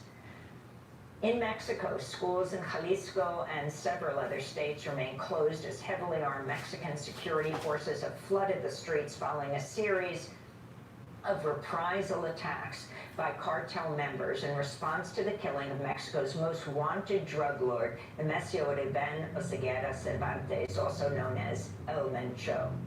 More than 70 people have died since Sunday's operation. The country remains in high alert. Mexican President Claudia Sheinbaum spoke from Mexico City Monday, refuting news the United States had aided the attempted capture. All operations are carried out by federal forces. There is no U.S. participation in the operation. What there is, as we have said here several times, is a great deal of information sharing. The understanding with the United States is based primarily on the exchange of intelligence information. We'll have more on this story later in the broadcast. A former ICE attorney and training instructor who quit his job last week in protest has accused the federal agency of lying to Congress about having drastically slashed its training standards for new officers. During a forum Monday held by congressional Democrats, Ryan Schwank called ICE's training program deficient, defective, and broken, as the agency has eliminated hundreds of hours of vital training courses, including on use of force, how to safely handle firearms, and protocols to detain immigrants. Ahead of the forum, Democrats unveiled internal documents provided to Democratic Senator Richard Blumenthal by DHS whistleblowers detailing that new ICE recruits received nearly 250 fewer hours of training than before, with the agency also shortening training programs to just 42 days. The revelations come as the Department of Homeland Security is rapidly expanding its hiring of new agents, which has raised alarm on the agency's eroding screening and training standards. Ryan Schwank's testimony comes just weeks after ICE Director Todd Lyons testified in front of separate House and Senate committees, claiming the agency had not reduced the, quote, meat of the training, unquote. This week's findings contradict that. In related news, the only passenger in the car and a key witness in the fatal shooting of Ruben Ray Martinez, the 23-year-old U.S. citizen killed by an ICE agent in South Texas last year, reportedly died in a car crash this weekend. Joshua Orta had planned to speak up as the Trump administration lied about the circumstances of the fatal shooting. Palestinians in Gaza are observing the holy month of Ramadan amidst Israel's attacks and near total blockade on food and humanitarian aid. Families have gathered across Gaza for iftar, a meal at sunset to break the daily fast. This is Reda Abu Taima, speaking from a camp in Khan Yunis for orphan children. After the suffering that our children faced, this is the first Ramadan that we gather on one table after the ceasefire took place. The children are enjoying these atmospheres, especially at the orphanage camp. All gather and they have the same suffering. This is a joyful moment during Ramadan to celebrate with the children and give them support. The cost of food has skyrocketed in Gaza due to Israel's restrictions and blockade. An analysis by Al Jazeera found food prices in Gaza at times have spiked by more than 700%. In more related news, Israeli soldiers fired nearly 1,000 bullets, at least 8 of them at point-blank range, killing 15 Palestinian aid workers last year in a massacre in South Gaza. That's according to a joint investigation by the independent research groups Earshot and Forensic Architecture, published Monday. Israel then tried to cover up the attack on the humanitarian aid convoy that included several workers with the Palestine Red Crescent Society and at least one member of UNRWA, the United Nations Relief and Works Agency for Palestine Refugees. President Trump blasted media reports about General Dan Kane, chair of the Joint Chiefs of Staff, warning him about the risks of attacking Iran. On Truth Social, President Trump wrote, quote, General Kane, like all of us, would like not to see war. But if a decision is made on going against Iran at a military level, it's his opinion that it will be something easily won, unquote. It comes as the Washington Post reports General Kane warned the lack of critical munitions and support from regional allies would endanger U.S. troops, as the U.S. munitions stockpile has been significantly depleted by support for Israel and Ukraine. Axios is also reporting General Kane was, quote, all in on the Venezuela operation, but is now more cautious about Iran. Meanwhile, The Guardian's reporting President Trump is basing his decision to strike Iran on the advice provided by his son-in-law, Jared Kushner, and his special envoy, Steve Witkoff, on whether Iran is serious about giving up its nuclear weapons program. The U.S. and Iran are scheduled to hold a third round of indirect talks in Geneva Thursday.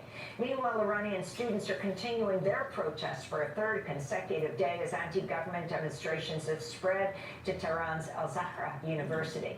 Students reportedly chanted, "Death to the dictator," referring to Iran's supreme leader, Ayatollah Ali Khamenei. It comes over a month after Iranian authorities violently suppressed anti-government mass street demonstrations, reportedly killing thousands. 4 years ago today, Russia launched its full-scale invasion of Ukraine. It's since become the biggest land war in Europe since World War II. Today, Russia controls just about a fifth of Ukraine's territory. The Center for Strategic and International Studies says Russia suffered 1.2 million casualties, including up to 325,000 troop deaths between February 2022 and last December. while Ukraine suffered between 500,000 to 600,000 military casualties, including up to 140,000 deaths. This is Ukrainian President Volodymyr Zelensky. And today, we must be just as determined and strong as we were when the invasion began. The threat hasn't become smaller. Yes, we are holding Russia back, but we have not yet guaranteed security.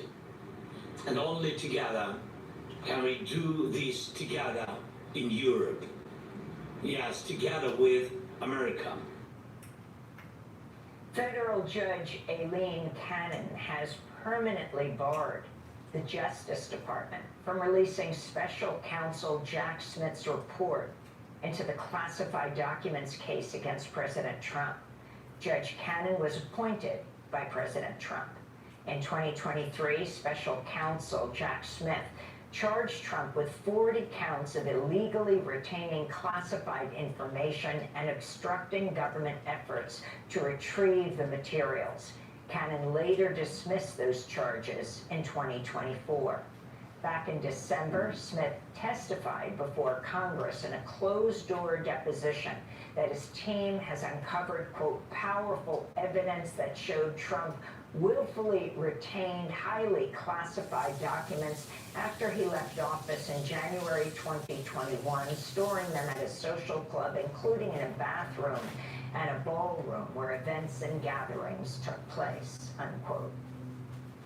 President Trump is set to deliver his 2026 State of the Union address to a joint session of Congress tonight. Some Democrats are planning to skip the address and hold a rally called the People's State of the Union on the National Mall instead.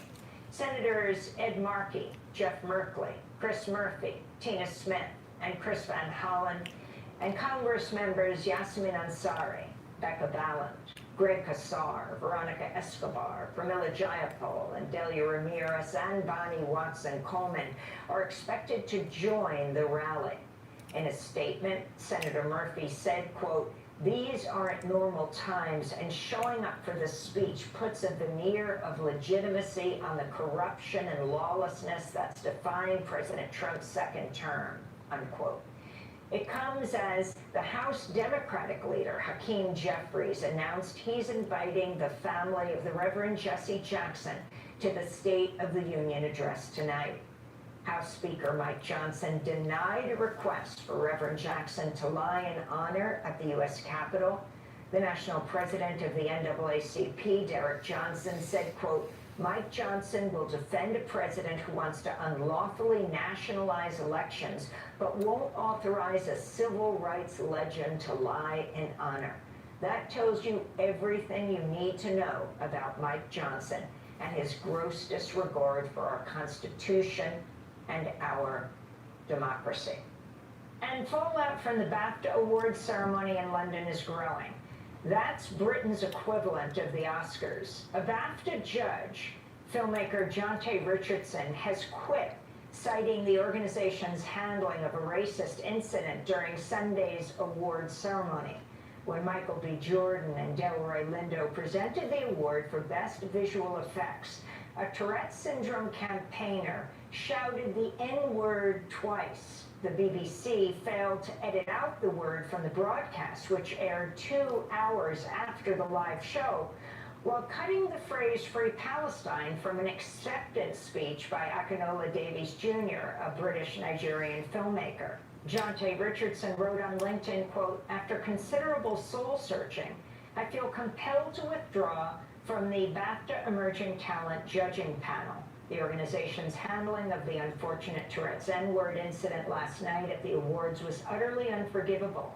I cannot and will not contribute my time, energy, and expertise to an organization that's repeatedly failed to safeguard the dignity of its Black guests, members, and the Black creative community," Jonte Richardson wrote.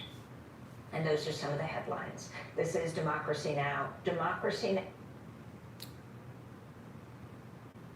We give thanks for every single person around this country who has put their faith or values into action by resisting government-sanctioned cruelty.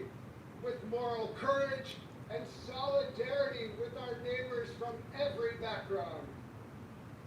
We give thanks to God for the power and the promise of love, and what Dr. King called the beloved community that is both coming and present now if we choose to make it real in our democracy. I believe we are in the midst of the next great awakening in America, a spiritual movement dedicated to creating a nation where every person has dignity and value, where every community and faith tradition is treated equally, and nobody gets left behind this time. We, the people, have the power out of many through love. May we be one. My friends, the spiritual state of our union is strong. So help us God. Amen.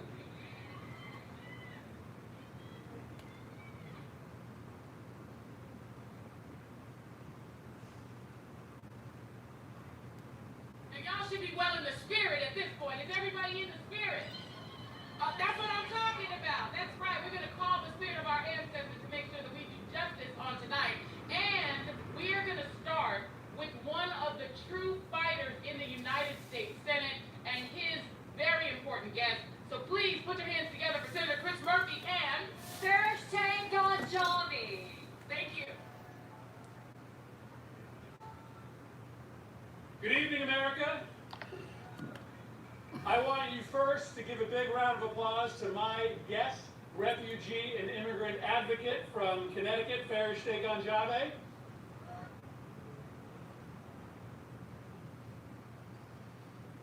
Speech tonight because Donald Trump is making a mockery of this great institution, and he doesn't deserve an audience.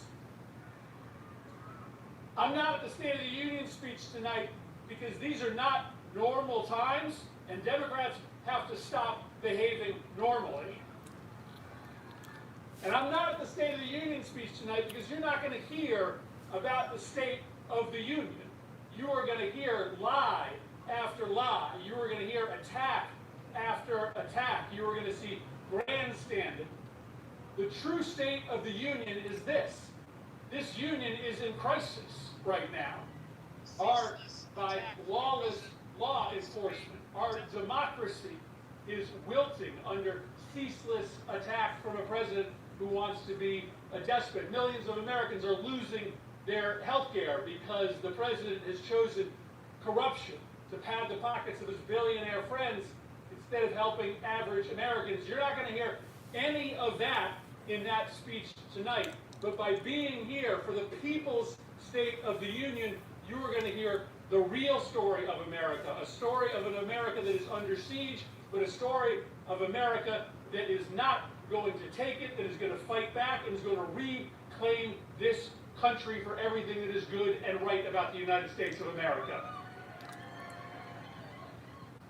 Farish Day is going to talk to you tonight about the state of immigrant and refugee America. ICE is out of control. It is disappearing legal immigrants. It is tear gassing elementary schools. It is murdering American citizens. Right now, as you know, the Department of Homeland Security is shut down. And I just want to be very clear with you about my position, and I think the position of many others who will stand on this stage tonight. Not one more dime for the Department of Homeland Security until they start following the law in this country. Farish Day came to this country over a decade ago, coming to the United States from a refugee camp. He told me just off stage that this is the moment. This is the reason that she came here to the United States, to speak truth to power, to explain the trials and tribulations that every immigrant, that every refugee goes through to get here, and to press this country to the border. I stuck in the border. Go Trump! Go Trump! Hey, thanks, man. Thanks, buddy. Listen, guys, Bearish Day is here to lift us up to a common purpose and to a common goal, to understand that the best of America lies in how we treat those who have arrived to this country fleeing terror and torture and desperation. We have work to do, guys. We have a mission that we need to complete. And I want you to welcome to the podium my friend, Bearish Day Chavez.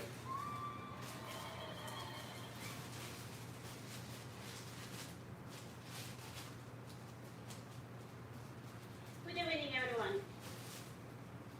Since arriving in the United States as a refugee in 2011, I have educated more than 7,000 refugees, especially women entering the workforce, now thriving as educator, health worker, and essential service provider, each becoming a lighthouse for others. Partnering with over 100 universities across the country and help young students launch careers in embassies, public services, leadership programs, and enter to the top medical and law schools. For years, I advocated for immigration rights. I founded Elena's Light, an organization to support families in Connecticut. And I'm proud of work over the years that we did. Thank you. I'm here today, now standing next to my favorite senator, Senator Murphy, to speak with the voice I'm so proud of. Since the recent election, my phone has not stopped ringing. Mothers have called me asking if it is safe to go to my child's appointment. Women have asked if they should cancel English classes. Afghan families and many immigrant families are confused about their legal status and afraid to travel for work even within their own states.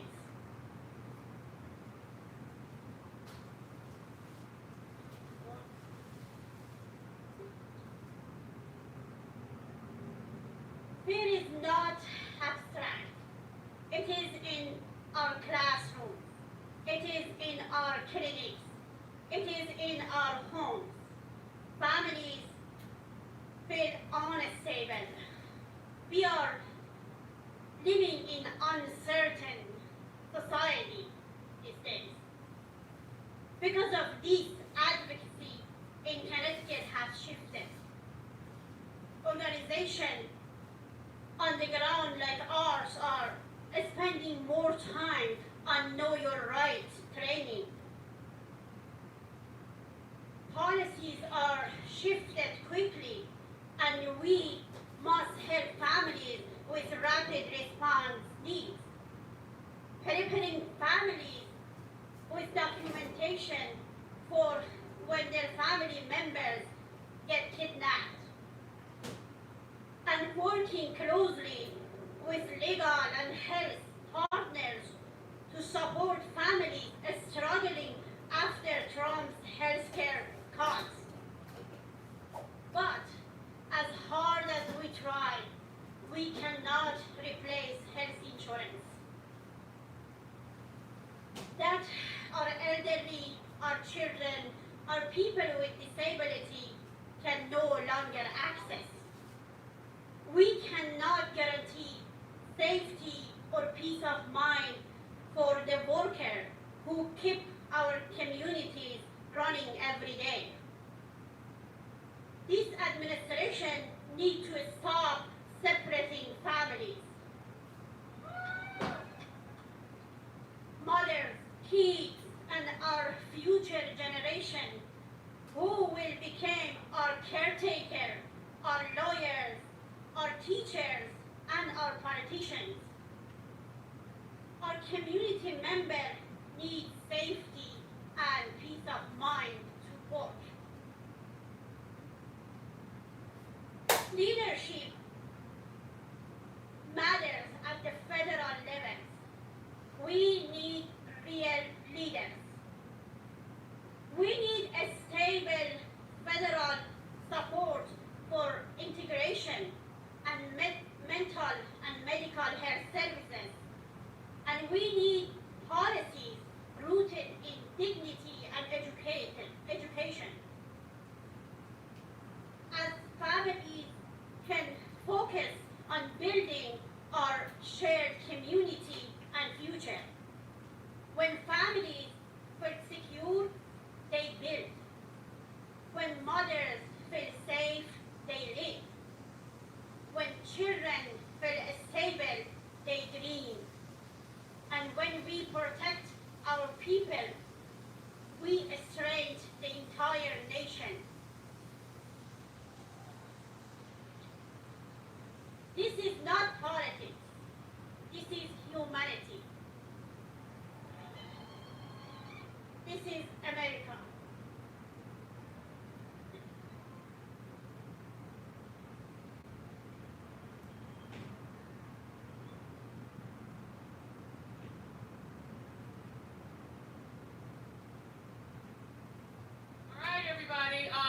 One note, we just want to do sort of one housekeeping note. Attention all MAGA trolls. And with apologies to the pastor who gave the invocation, your bullshit is not welcome here.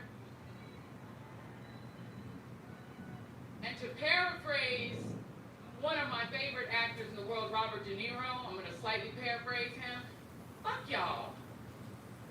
We're here to hear the truth and to hear from impacted people, not to see or hear from you. So go back and pay attention to your orange line print. Now, coming to the stage is one of the reasons that we are finally getting some of those files released. Everybody say release the files. Release the files. Coming to the stage now is Pennsylvania's Fight It 12. Representative Summer Lee. She is one of the main reasons that we're getting some of those files. She's going to be reading a story from Monica Ruiz, the executive director of Casa San Jose, waiting to keep families together and reform our unjust immigration system, all while her family is now being impacted by ICE. Representative Lee.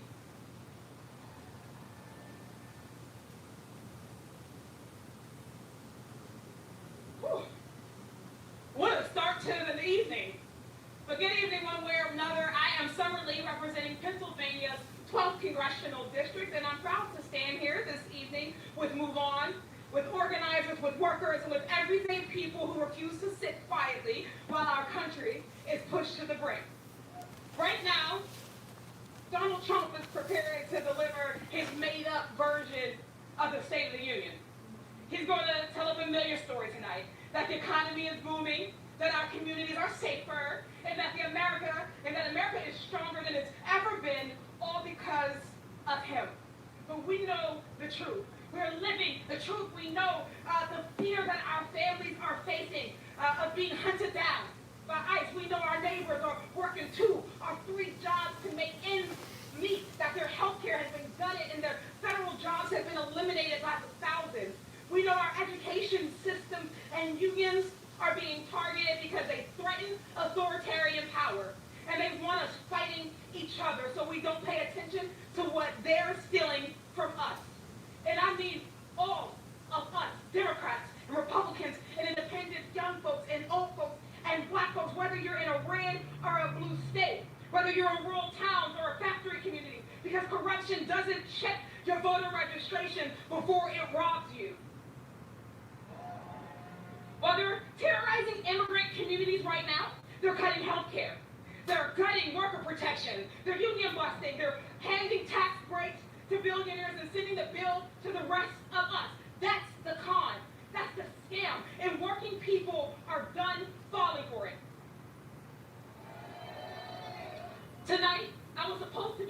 by my good friend and neighbor, Monica Ruiz. Monica is a mother, a community organizer, and a powerful advocate for immigrants' rights. She was ready to bring that fight from Pittsburgh to DC to remind folks who and what she has been fighting for relentlessly. But right now, Monica's family is in crisis as it's being targeted by ICE. Her son-in-law, Victor, was followed by agents unprompted after he dropped his brother off at work. They pulled him over without cause. There was no traffic violation, no expired tag, just a man who looked brown enough to be dragged to one of the worst detention centers in the country. Meanwhile, just the other day, Monica's daughter, Adriana, just gave birth to a baby girl who is yet to meet her father because he's been locked up by this lawless agency. Victor has been in the country for 18 years. 18 years of working to build a life for himself, his loved ones, and now his new family. That is the real state of our union, where families are being torn apart and traumatized, where corporations get more say in our democracy than the people we elect, where the government would rather protect powerful people and the Epstein files than the women and the girls who were sexually abused. We live in a country where we have one reality for everyday people and another for the rich and the well-connected and the well-protected. We have to change that. We have to meet the moment with bold policies that level the playing field and deliver justice no matter how much money you have to your name. That's why earlier today, I announced that I'll be introducing articles of impeachment against Pam Bondi. Trump's DOJ continues to obstruct justice and refuses to comply with our subpoena to release the full, unredacted Epstein files. Bondi must be held accountable for that. And let's not forget, it was Trump who said first, release the files. So we'll keep that call up no matter what. Because where I come from in Western Pennsylvania, we know what it means to be abandoned by politicians who make big promises and lie and deliver nothing. We know what it's like when the factories close, when the hospitals cut services, when the schools can't afford to teach, when the corporations are given permission to poison our water, our air, and our communities without consequences. And we know that no matter what language you speak, what zip codes you live in, we all feel that pain, and we are all being squeezed by the same rigged system. So when Trump points the fingers at immigrants, our trans kids, our protesters, our journalists, understand what he's doing. He's trying to make sure we never point the finger where it belongs, at the billionaires and the corporations looting our economy, robbing our people, and buying our democracy right from under us. But here's the truth that they're afraid of. Working people are waking up. Across this country, folks are organizing. Labor and their money, they're refusing to be silent in the face of authoritarianism. But we know fear is their weapon, but solidarity is our power. So tonight, while Trump paints his fantasy version of America, we're grounded in America, in reality, and we're building something better. In America, where we have Medicare for all, every job that pays a living wage, where no one fears being ripped away from their family. That is the America we're fighting for. And later tonight, I'll be delivering the Working Families Party response to the State of the Union, laying out exactly what it will take to build an economy and a democracy that works for all of us, not just the working few. So I'm asking you to stay engaged, stay fired up, and tune in tonight, because this is about building a movement that is big enough to defeat authoritarianism, to stand up to corporate power, and rooted in a simple belief that when working people come together across race, across geography, and across whatever lines they try to divide us by, we are unstoppable. So all power to the people, and thank you all for being with us tonight.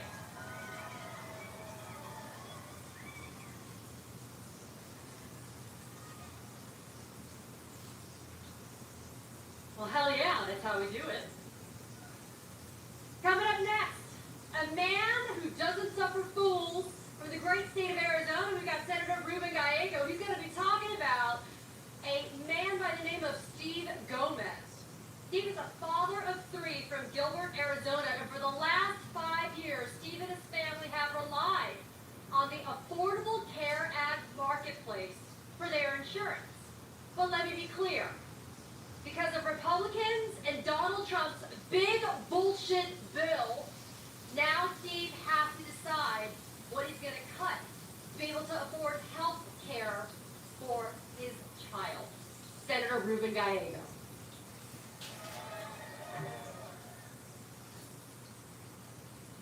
Listen, you know how important this is?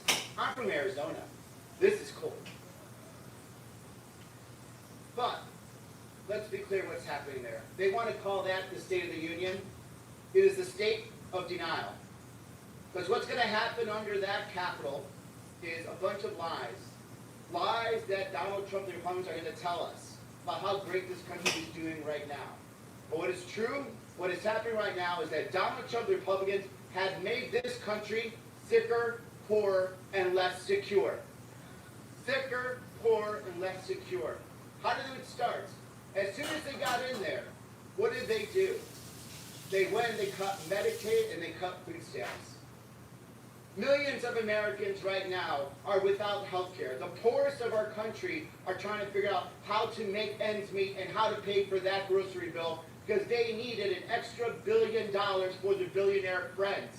And when they had whatever money they had left over, then they used it to hire the most amount of ICE agents, to have the massive amount of deportations we have now that are also targeting U.S. citizens, racial profiling Americans, arresting Latino veterans and telling them you are not part of this country and make them prove that they're Americans when nobody asked to prove our citizenship when they were sending us to war for this country.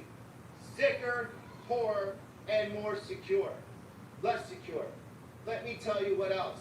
Every day, every American is trying to figure out how to buy food, how to pay rent, how to pay that mortgage, how to get a car, and this president has done nothing to help that.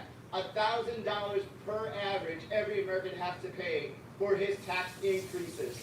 And now, the corporations are going to get all their money back. Is every American going to get a refund for the $1,000 mistake that this president did? No. Not only that, he's going to double down. He's going to say, screw you, Supreme Court. I want to do 15% tax, and guess what? All of you Americans are going to pay for it. And now we have to figure out again, how are we going to pay for our rent? How are we going to pay for electricity? How are we going to actually pay for everything food? We are poorer because of Donald Trump and the Republicans. Now let's talk about security. Let's talk about security. In 2 weeks, 2 Americans were gunned down by federal masked agents. In front of our eyes, in front of your eyes, and then they try to lie to you. You saw it with your own eyes. 2 Americans expressing their First Amendment rights, and they said to you that they deserve to die. 2 Americans. 2,000 federal agents, masked federal agents, suppressing citizens in Minnesota, acting as if they are a military occupation. You do not military occupy anything in any part of this country. Those are U.S. citizens. They deserve the right to free speech. They deserve the right to say there's something wrong in my community. And they deserve the right to protect themselves and say, I will not stand for this. I will invoke my First Amendment rights and get out of my city. Let's be clear. No matter what they say, they are going to lie to you. And I'm not saying this just because I'm just another politician. I'm telling you because I have heard it. We talked about Steve Gomez. Steve Gomez wanted to do everything he could not to have to accept subsidies for his kids. He wants to provide. He wants to continue to have his personal business. He wants to be a responsible citizen. Now he has to make that decision. He has to make a decision right now. Will I continue to pay for this very expensive health care, or will I gamble? Will I pay for my health care, or will I pay the mortgage? That decision was forced upon him by an uncaring Republican administration, by an uncaring Trump, who only wants to find more and more money to give more and more tax cuts to the richest of the country that do not need it right now. They're making us sicker, poorer, and less secure. Let's change that, America. We are better than what is under that Capitol right now. We can make this country, again, the best country in the world, where everyone is richer, where everyone is more secure, and we are proud of everyday work that we can say that America is getting better, will be better, and will one day be the best. Thank you so much. Stay in the fight.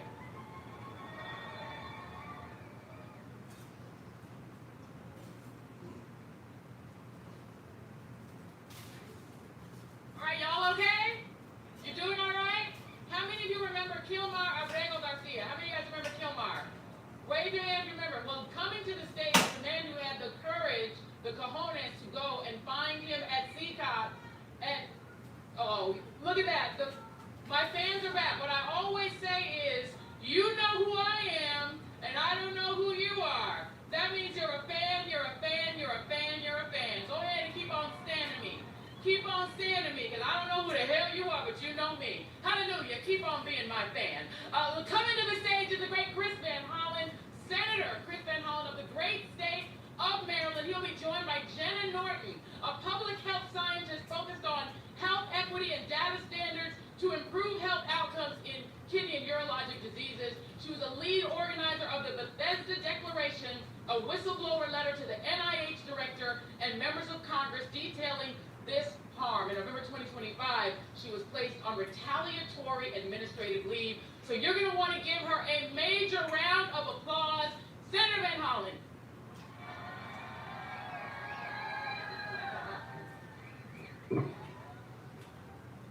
Hello, American patriots all. We are gathered here in this place because we love our country. And we know that our democracy is not on automatic pilot, and we know that we, the people, must mobilize to save it. Are you out here to save our democracy? And you're going to hear from a moment from my guest, who is a research scientist at NIH, who was able to stand up and speak truth to power, and you're going to hear her tonight tell that story. Thank you for being here, Dr. Norton. Now, we know the state of our union. We know it is under attack from a lawless president who is shredding our Constitution and who is attacking our democracy. A president whose private ICE army executes Americans and then calls the victims domestic terrorists. That is what Donald Trump and his administration said. We are here because we know our country is being robbed by the most corrupt president in American history, who's exploiting the Oval Office to enrich himself, his families, and his billionaire buddies. A president who continues to hide portions of the Epstein files from both the survivors and the American people. When are they going to release the files? A president who wants to erase our history. Are we going to let him erase America's history? A president who promised that on day one he would bring down the costs. But instead, ever since he was sworn in, we've seen prices and costs go up on the American people, even as he refuses to extend tax cuts, tax credits that help people afford their health care.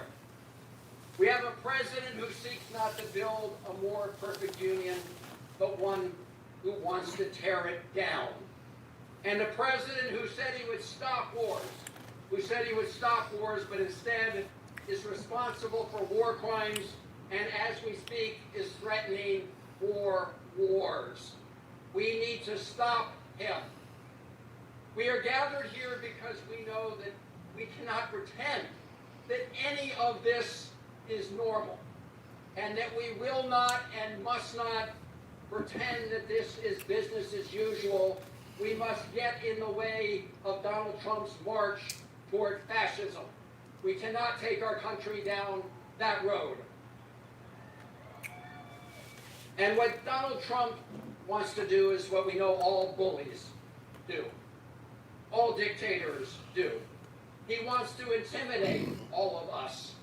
He wants us to sit obediently and quietly while he lies and lies and lies to the American people. In other words, he wants us to shut up and sit down. So I have a question for all of you patriots. Are you going to shut up? Hell no. Are you going to sit down? Hell no. We're not going to stand down. We're going to stand up just like the people in Minneapolis who have taken to the streets, who are blowing the whistle to protect their neighbors and to protect our Constitution, and who are getting in the way of the president's efforts to tear down our country. Now look, we know Donald Trump is unpopular, and we know he knows he's unpopular. So tonight, right up that hill, in the United States Capitol, he's going to pretend that he really wants to help working Americans. He's going to pretend that he does want to bring down those prices. And we know that that is not what he wants, because just a few weeks ago, when we talked about the affordability crisis, he said that was a big hoax. Do you remember? He said that was a hoax. Well, it's real. And we all need to make sure that we put forward ideas to deal with it. So, in my view, it's not enough that we hold the line against Donald Trump. We must do. But let's face it, we also need to show the American people that we are willing to stand up and fight against big corporate special interests to the benefit of all of the American people. Are we going to do that together? Because we need to make sure that we unrig a tax code that right now favors people who make money off of money over people who earn a check through their hard work. Are we going to change that?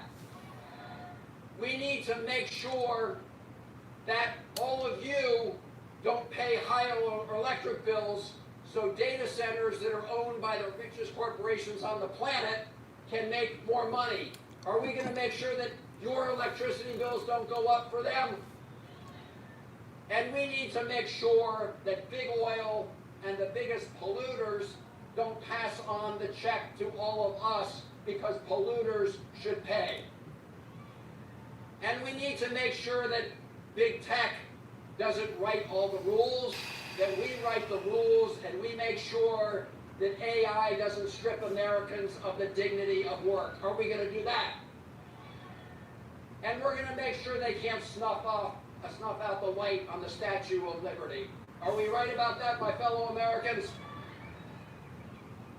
So look, we have a lot of work to do. And I'm often asked by people, when's the cavalry coming? Where are they? And my message to you, and you know this because you're here, is you are the cavalry. You are we the people. I know all of you remember that right after he was sworn in, Donald Trump began his unlawful assault on hardworking federal employees.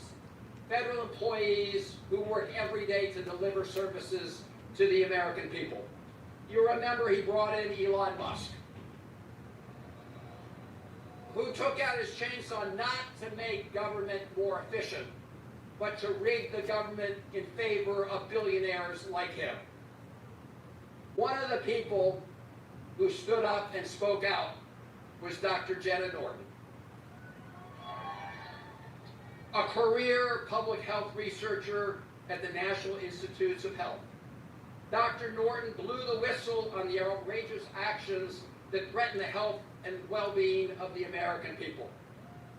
And she has been retaliated against because she was willing to stand up and tell the truth. But here's what we all know. Now, the actual files may have been released. That's astonishing, given what we already know, what we've already seen. So the Epstein file scandal keeps getting darker and darker and more disturbing, and the cover-up is probably the most pathetic and sad cover-up I think I've ever seen in my life. It is definitely amateur hour. This is Bush League stuff. Now they're coming out saying, that's it, all right, we released everything that we got. We got nothing else, bro, I don't know what you want me to say. It is the definition of what's called a limited hangout. Do yourself a favor and look that up. Look up limited hangout. I believe there's a Wikipedia page on it. You'll see exactly what we're talking about here. But it's this intelligence tactic where you only give a small percentage of the truth and then pretend like you gave the whole truth. And then that gets everybody to go, okay, I guess we got everything that we have here. You don't. You don't. In fact, where are all the pictures? Where are all the videos? Where's all the talk of the fact that we know Epstein's houses were bugged to the high heavens, which means you have super powerful politicians, you have presidents, you have prime ministers, you have royalty, you have billionaires, you have celebrities on camera doing god-awful things with children, okay? So, this is just, I mean, the Trump regime is collapsing under the weight of their own lies. Everybody knows it. Everybody can see it. It is getting embarrassing. Trump's average, his average when it comes to favorability now is 38%. That is historically atrocious, just a year in, okay? But guys, I believe, and we're going to get to this in a second here, I believe we may have found some of the worst Epstein files. We may have found some of the worst Epstein files. But first, let me show you this. So, Epstein files, investigation suggests just 2% of data released to the public. So we were under the impression it was about 50%. And that of that 50%, it was colossally redacted. That's the sense that I got and most of you got. Well, that's wrong. Analysis by Channel 4 News has identified emails within the latest Epstein files that suggest the mountain of information released by the U.S. Department of Justice could amount to just a fraction of the total, potentially just 2% of the information that the FBI retrieved from Epstein's homes. Epstein survivors have told Channel 4 News that they believe that the Trump administration has failed to meet their request to release all the files. And it's not just their request, guys. It is now the law. The Epstein Transparency Act is in effect, and they've missed a whole bunch of deadlines already. They've illegally redacted the perpetrators and the criminals, and they've illegally released the names of some of the victims, and they're in violation of the law on a daily basis, and somebody's got to go to prison for this. Somebody's got to go down. I hope the Democrats are listening, and I hope the next time they take power, they spring into action, because the most important thing is holding these criminals accountable for what they've done. But only 2% of the actual files, may have been released. That's astonishing, given what we already know, what we've already seen in the files. Guys, I mean, you've probably seen some of the segments that I've done. We've done maybe 7 or maybe 8 segments on, going through the specifics when the Epstein emails came out, when batch 1 of the files were released, when batch 2 of the files were released. Based on what we've already seen, we have allegations of cannibalism. We have virtual confirmation of not only rape, but also torture, also murder and manslaughter. That's all in the stuff that we've seen casually being discussed in emails. But let me keep going, because I want you to see this. Reuters says the following. Millions of files related to Jeffrey Epstein suggest the existence of a global criminal enterprise that carried out acts meeting the legal threshold of crimes against humanity. A panel of independent experts appointed by the UN Human Rights Council says. So now they're telling the truth. Now they're telling the truth. And their language is a global criminal enterprise doing crimes against humanity, which sounds very similar to what I've told you. It's a shadow government of moneyed interests, a cabal of pedophile, rapist, billionaire sadists who really run the world and view you and me as subhuman. And I've never been more convinced in my life that class politics is a factual truth. It's an objective truth that class politics is the end-all be-all. That extreme wealth rots your soul and turns you into a demonic entity based on what these people were doing. All right, but you got to see this one also. Found in the Epstein files, an audio file of a woman saying, "Kill them and dispose of the bodies." Huh? So this is on the Justice Department website, and I'm going to play something for you here. Let's listen. No, you called me after the fact. You didn't call me when the fucking boat crashed. No one called me. Let's get that straight. That's it. I got the message from you midnight. Did it happen at midnight? No. Did anybody think to call me and say they're going to use the boat to come get some dead fucking there? No. No, right? No, you're right. And now we're dealing with this shit. Look at the boat. Look at the man's boat. This is bullshit. No, it's a nightmare. You the head electrician. You like one of the head landscapers. I finally got you again as a boat captain, and this is the bullshit I'm dealing with. This is bullshit. Oh, y'all know better than this shit. This man is living right now with us.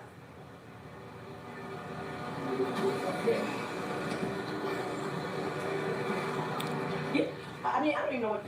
I'm so fucking cross right now, right? It fucking makes no sense. What you after that?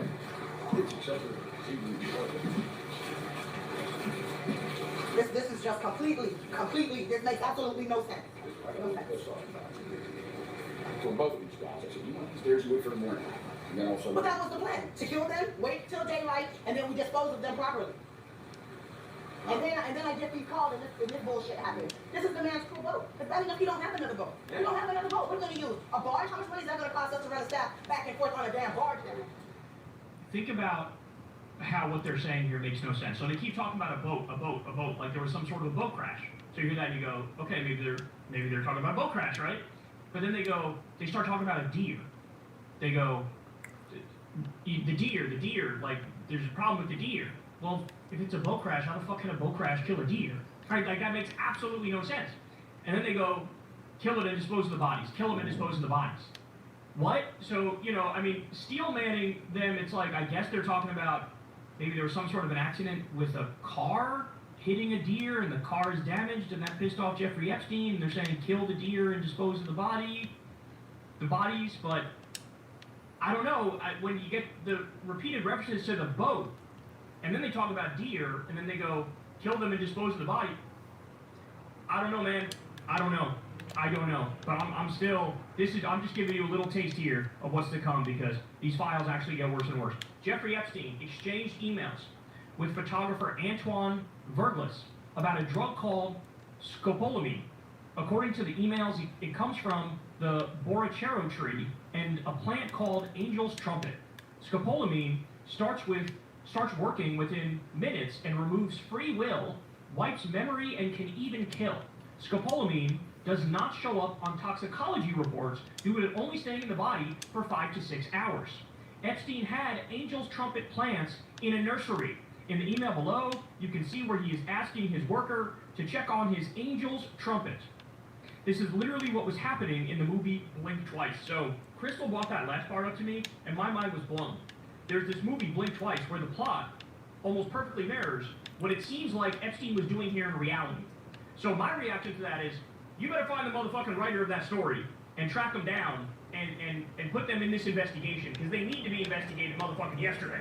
Alright? The fact that they wrote this movie and it's exactly what Jeffrey Epstein was doing in real life. So we have this basically like a perfected date grape drug is what we're talking about here. And he's casually discussing having this and the plan in these emails. So think about it, guys. Here you have the billionaire, rapist, pedophile sadist, right? And he's talking about, oh yeah, I got this drug that I can do whatever I want to whoever I want. And nobody would even be able to find out because it doesn't even come up on toxicology reports. This is the stuff of nightmares, y'all. This is the stuff of nightmares. Okay, but still now, I'm going to give you a warning. Everything we talked about to this point is disturbing. This is perhaps even more disturbing because it deals with redacted pictures, but pictures nonetheless. But here are some of the things that people have dug up in the Epstein files within the past week or so. And I'll give you a warning again. You might not want to see this one, but let me go ahead and show you, okay? Pam Bondi saw this photo, one of many from the Epstein files, yet declared there was no evidence of crimes. She now says the DOJ has released all the files, even though we have seen only 50% of the files. And by the way, that's outdated. Apparently, it's only 2% of the files we've seen. She is a pedophile protector covering up for these despicable perpetrators. And this picture, ladies and gentlemen, it is redacted, it is a little bit pixelated, but it very clearly shows what is almost certainly an underage girl sitting on a toilet performing some sort of sex act on a guy, okay? And we also happen to find, again, warning if you don't want to see this, there's a bunch of disturbing stuff here, this stuff in the Epstein files, all right? A lot of it is super pixelated and a lot of it is redacted, but you can get the general gist of what's going on here. Some of these things, it looks like they may be, adults, but there's clear examples here, maybe 3 or 4 different examples where the pictures are clearly, it's kids, it's children. They're underage and they're naked and or involved in different sex acts. So I'm going to walk you through this here. As you can see, super redacted, but you get the sense some of them are fully redacted. My guess is that's just flat out CSAM and it's undeniable. But as I keep scrolling here, this one is clearly somebody bent over. This one, you can't tell the ages of this one, but we're going to keep going and you'll see some of these private parts here, very pixelated, but clearly somebody, maybe underage, maybe not, showing their breasts. And, again, it looks like what the DOJ did is they they hyper pixelated it to try to really obscure it, and then they also redacted on top of it. I don't think that in the original files, these pictures were this pixelated, right? Unless what they did is they, these pictures were like around his house and they zoomed in from afar, which I doubt it. They've done that with other parts of the files. I don't think they did that here. I think this is just, it was not pixelated and not redacted, and they tried to pixelate it and redact it. But as I scroll here, again, where you're gonna win is, this is one that I think is for sure underage. This picture right here, this one to me looks for sure underage. It just doesn't give me adult vibes the way that this one is standing there. For sure, I think that's an underage one. All right, I'm gonna keep going here. This one also looks potentially underage. Got two women here, a woman, potentially girl here. Keep scrolling. Yeah, this, don't even want to know. Oh, this one is definitely underage. This one on the left here is definitely underage. Jesus Christ. Oh boy. All right. I'm gonna keep scrolling. I think you guys get the picture here. Some of this looks like some weird magazine covers. This one looks underage too to me. Some of these look like some weird magazine covers. Oh, okay, I'm gonna stop here, but I'm only on number 27 of 100. Basically, every picture is like this, where sort of a girl of an uncertain age, and super pixelated and redacted. This is all part of the Epstein files. And again, I want to reiterate, Pam Bondi said, there's nothing there. We can't investigate. We can't indict. We can't convict. We got nothing. And remember when Pam Bondi said, was it Pam Bondi or Cass Patel or both said, oh, there actually are no Epstein files. And when the Epstein files are on my desk, there are no Epstein files. Really? What the fuck is all this? And what the fuck? The idea that they would insult our intelligence so much to the point where they say there's nothing we can do about any of this. You basically stumbled across Elite Sex Crimes Incorporated. Like, it's this massive pedophilia ring, child trafficking ring, and there's nothing you can do? I mean, now we're seeing direct examples in the files of pedophilia. And there's nothing? I mean, it is such an insult to our intelligence. So this stuff here is some of the worst files. It's right up there with the Harvard professor who famously said, I'm so happy I didn't kill anybody yesterday, in emails back and forth with Jeffrey Epstein. Okay, it's right up there with the Sultan emailing with the Sultan, where Jeffrey Epstein says, hey, are you okay? Where are you? I love the torture video. It's right up there with some of the worst allegations of torture, of murder and manslaughter. The girls buried in the desert in New Mexico by Zorro Ranch. Some of these things that I'm showing you here are right up there in that category. And it is immensely, immensely disturbing. But I do want to wrap this segment up with the following, though, because we can't forget that this guy also was one of the most connected men on the planet. That is not hyperbole, that is not an exaggeration. This guy had ins with so many different global elites and world leaders, right, and governments. And so Murtaza Hussain says the following. Jeffrey Epstein had deep economic and political interests across Africa, including in Nigeria. A year before his death, newly released emails show that Epstein was helping negotiate access to the country for Emirati logistics giant DP World, that's the Sultan, whose chief Sultan Sulayem resigned last week following ties to Epstein and documented in another recent news story. Years before those talks, hacked emails show that Epstein also was helping coach another close friend, former Israeli Prime Minister Ehud Barak, as he built ties with Nigeria, including his attendance at a technology conference offered as cover for meeting with top Nigerian officials, while Barak pursued security and energy deals to advance both personal and Israeli interests in the country. Following similar operations in Ivory Coast and Mongolia that Epstein and Barak were pursuing at the same time, sales of Israeli surveillance technology offered an inroads with Nigerian leaders, but the real prize was developing access to lucrative energy and logistics deals in the country. Since Epstein's death, DP World has moved forward with major deals in Nigeria, while Israeli surveillance firms, whom Epstein and Barak also helped introduce to the region, have steadily expanded their footprint. Full story with me and Ryan Grimm in the next post. You guys can go check out the full thing if you'd like.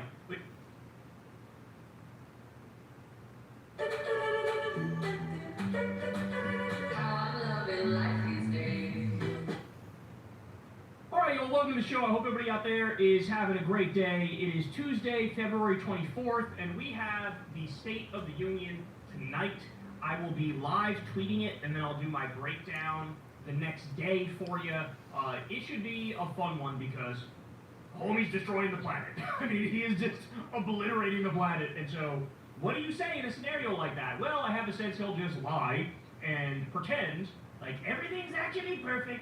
Don't worry about unemployment going up. Don't worry about inflation.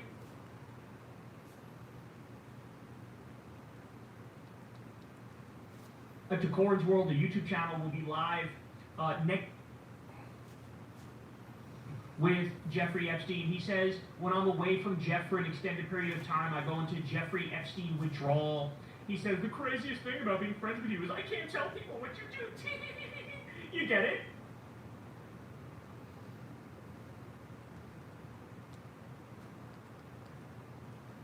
Figure out how to spend it. Let me repeat that.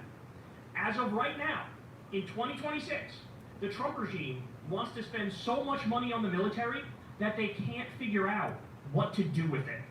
Look at this. We are set to spend $10 trillion on the military over the next decade. The Trump plan would make it $15 trillion, a $5 trillion increase. Expanding Medicare to cover dental and vision and hearing, which it should already cover, but it doesn't, okay? That was estimated to cost a grand total of $400 billion over a decade, and we were told, that's too expensive. How you gonna pay for it? How you gonna pay for it? How you gonna pay for it? How you gonna pay for it? How you gonna pay for it? How you gonna pay for it? How you gonna pay for it? We were told, hey, shut up. That costs money. We don't have the money. Where are you gonna get it from, bitch? Shut up. Deal with the fact that grandma doesn't get dental care, motherfucker. It is what it is. Oh, are you wearing glasses that are 7 years old and you can't see well anymore? Well, boo fucking who? Deal with it, bitch. This is what we're told by our own government. Sorry, dental, vision, hearing, gonzo. As you get older, your hearing goes more and more and more. These people who need hearing help the most, they gotta pay for that out of fucking pocket, okay? It's crazy. This is absolutely crazy. And they say, no, sorry, we can't do $400 billion for health care for old people.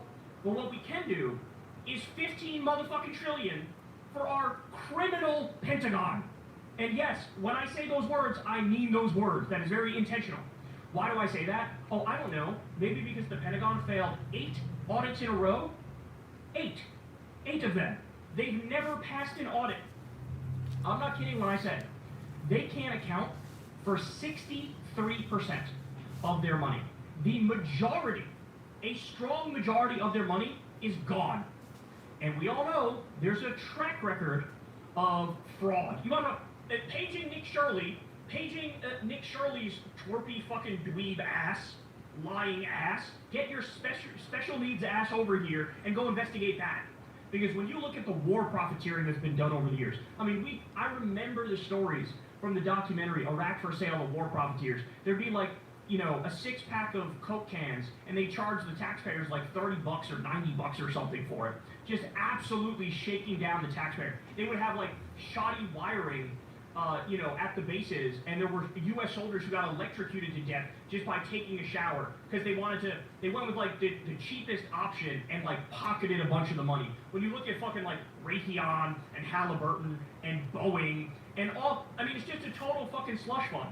Total slush fund where people are running out the back door with billions of dollars. The whole thing is a scam. The whole, you know, reconstruction of Afghanistan, for example. You look at the Afghanistan papers, the report that came out, they were like, we don't even know what the fuck we're doing here, but a lot of people at the top are making a lot of fucking money. It's a billionaire.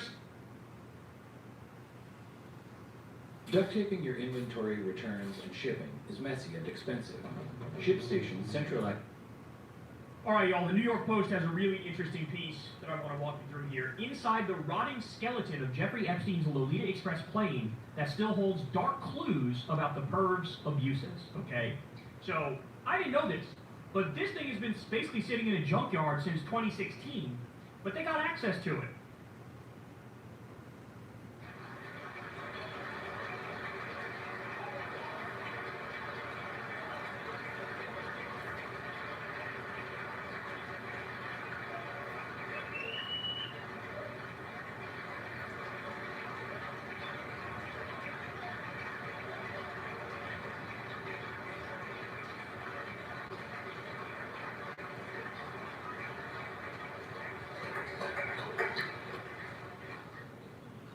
Members of Congress, I have the high privilege and distinct honor of presenting to you the President of the United States.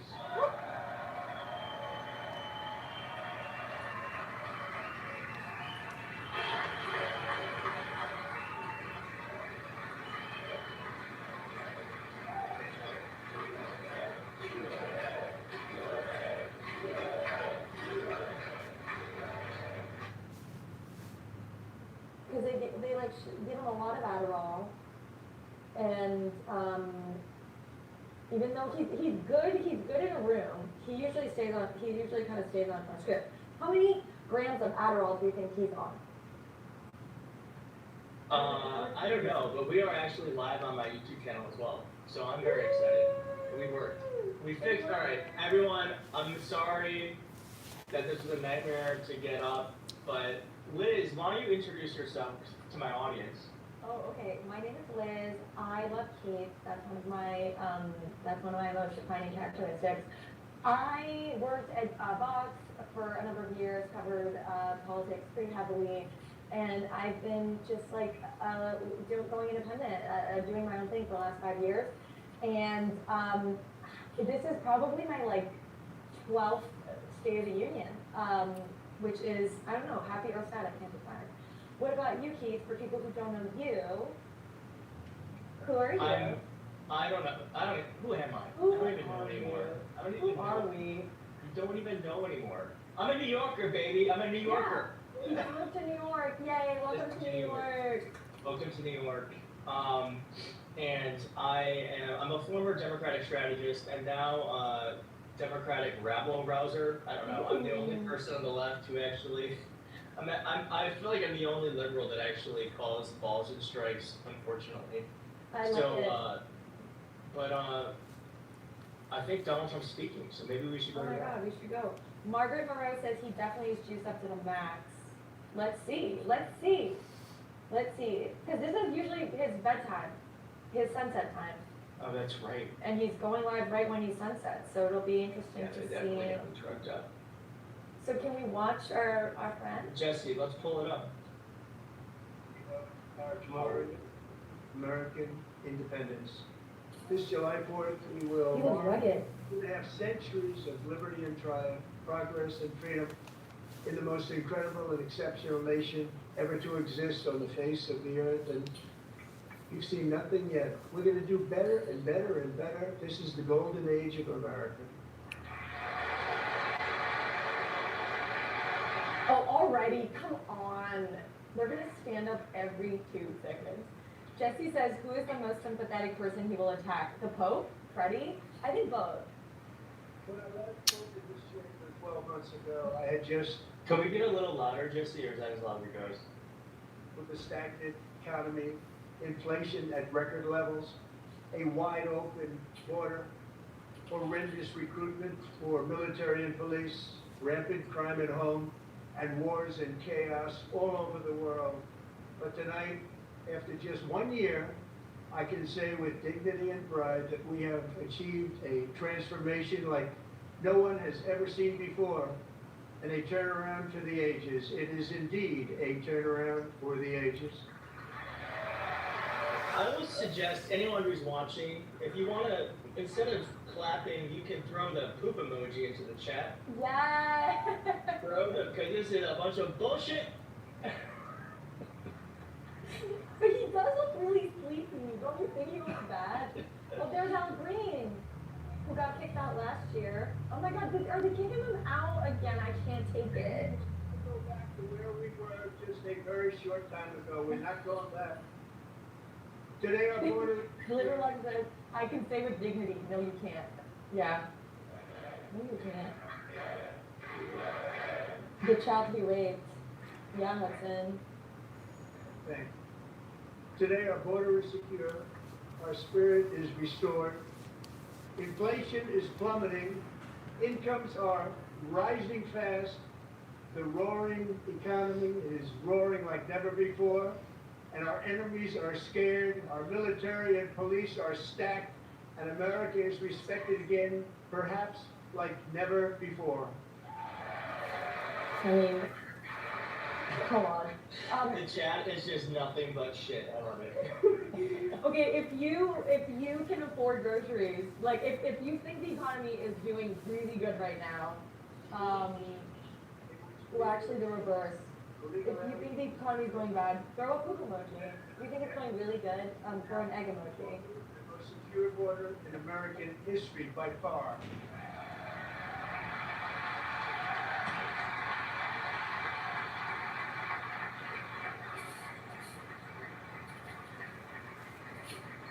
This is truly the stupidest time ever. Him, Bondi, United States. fucking Pete Hegstad, give me a fucking break. Jamie Trans. Oh, Christy, no. No! It's like, I have like some Vulcan. Usually, people love our country, but work hard to maintain our country. How much coke have cabinet members consumed tonight? Marsha, that's a really good cue. That's a really good cue. We got 1,000 people on the live. Oh yeah. We got over 100 on Insta and in Substack too. Also, he doesn't look happy. I'm not just saying that as a hater. Like, he really doesn't look good. Usually he can, like, you know, he gets a spray tan and he like takes enough Adderall. He looks tired. This is the biggest decline, think of it, in recorded history, the lowest number in over 125 years, year 1900. In fact, substantially before my wonderful father, I had a wonderful father, Fred, before he was born, substantially before he was born. That's a long time ago. He wouldn't like me to say that, but that's a long time ago. The Biden administration and its allies in Congress gave us the worst inflation in the history of Stop talking about him. But in 12 months, my administration Let it go. inflation down to the lowest level in more than 5 years. And in the last 3 months of 2025, it was down to 1.7%. No! Standing for 1.57. I forgot to put on my cool light. Ty says, I'm praying he falls asleep up there. Honestly, I don't think it's, you should bet on it on Polymarket. Over $6 a gallon in some states. Under my presidency. Ooh, Andrew's a good comment. Most of the people who are doing well are in the room with Trump. 30 cents a gallon in most states. By the way, everyone watching, we will be taking your phone calls live. And when I visited, We will be taking your phone calls live at some Yeah. point. And I 100% guarantee there will be no technical difficulties. You might have to mime. You might have to mime. Stay tuned for the number, baby. Yes. Linda says, is he talking about this country? typical new mortgages down to just since I took office. 1 year. Kat says, does he think people have been to the grocery store this week? Yeah. Resolve the Biden created housing problem while at the same time protecting the values of those people who already own a house that really feel rich for the first time in their lives. We want to protect those values. We want to keep those values up. We're going to do both. And we are going to keep it that way. The stock market is at 53 all-time record highs. The Dow is 50,000. Millions of Americans. The Dow. For people who don't know that reference, Steve, who talked about the Dow? I can never. It's a I Pam- watched that it's a Pam- on repeat for 20 minutes. The Dow? The Dow. How about Dow? How about Dow? On the other hand, Elizabeth Warren has never looked better. She has like aging reverse. True, not in white. Oh, they were white. Oh, they were white. God damn it. Except it's not pink. I swear it was pink last year. Did J.D. Vance always have like those crevices like up here, like in his like between his brows? Anywhere in the world. He looks really like piglish. Piggish?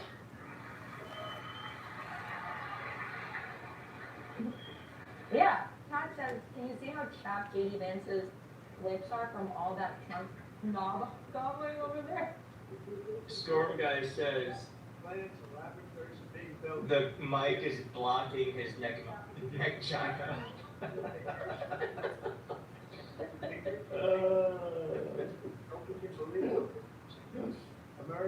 China. We're doing fine. We're doing fine. We're fine. Everything's fine. Someone said on thread, someone should yell quiet baby. That's what the Dems should do. These days, we're all trying to find new ways to spend less. But cutting costs doesn't have to mean cutting corners. Is at an all-time high because I kept my promise to drill, baby, drill. It's an old line.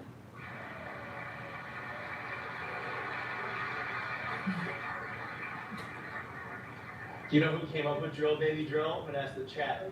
Chat, do you know who came up with drill, baby, drill? Don't answer. Let the chat answer. And Good question. all jobs created under my administration have been. I'm actually hoping they'll answer because I forget his name, but I know who it is. Is it start with an N? I feel like he invented all the evil things that all the lines. It was not Palin. It was not Palin. No, Palin was N. wrong. Like N. Huge. No, let's say Palin in the chat. Oh, sorry. Yes, JB Superman got it. Michael Steele. Michael Steele. Michael Steele? No. Yeah. Came up with drill, baby, drill. Yep. Oh, and then he joined our team. We got a record. Gosh.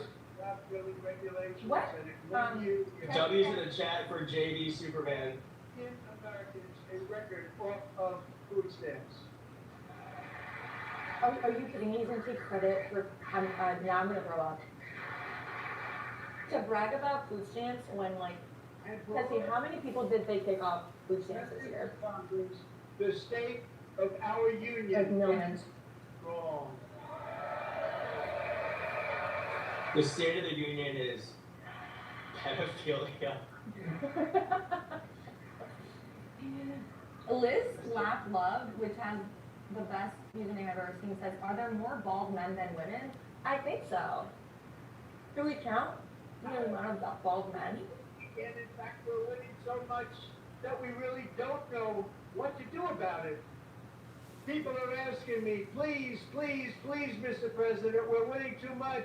We can't take it anymore. We're not used to winning in our country until you came along. I'm gonna fucking kill myself. Yeah. Too much. And I say, no, no, no. You're going to win again. You're going to win big. He's reading this? Never. And to prove that point, I think so. He's actually, like, they wrote that in. Group of winners who just made the entire nation proud. The men's gold medal Olympic hockey team. Come on in. I'll clap them. I'll clap them. I mean, I clap for the 5 ones who stayed at home.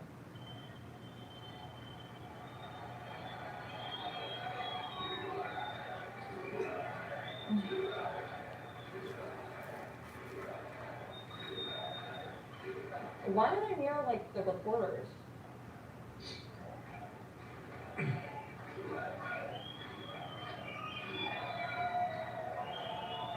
Why do they all look the same? I love a hockey player. I think, have we answered that? A hockey player? No, soccer's the hottest. Soccer is the hottest guys. Well, Soccer is the hottest guys. Rugby. I'm a rugby girl. Pat Gordon. Pat says that he's asleep and having a wet dream about himself. Yeah, I hope chat wasn't expecting to actually watch this speech because first off, it's just gonna be lies. It's gonna be lies. We're gonna do a recap after. But this is to hang out. This is to hang out. This is to stay alive. Because I couldn't have watched this alone. Oh, me neither. Oh, the guy missing a tooth. Todd C, what a weird country. This is bizarre. Yeah. Well, if you want analysis, you can go to the Bulwark. We're just You can snagging. go. Yeah, we're just actually gonna get more chocolate. Well, okay. My analysis is this is all stupid and dumb and ugly. Ugly.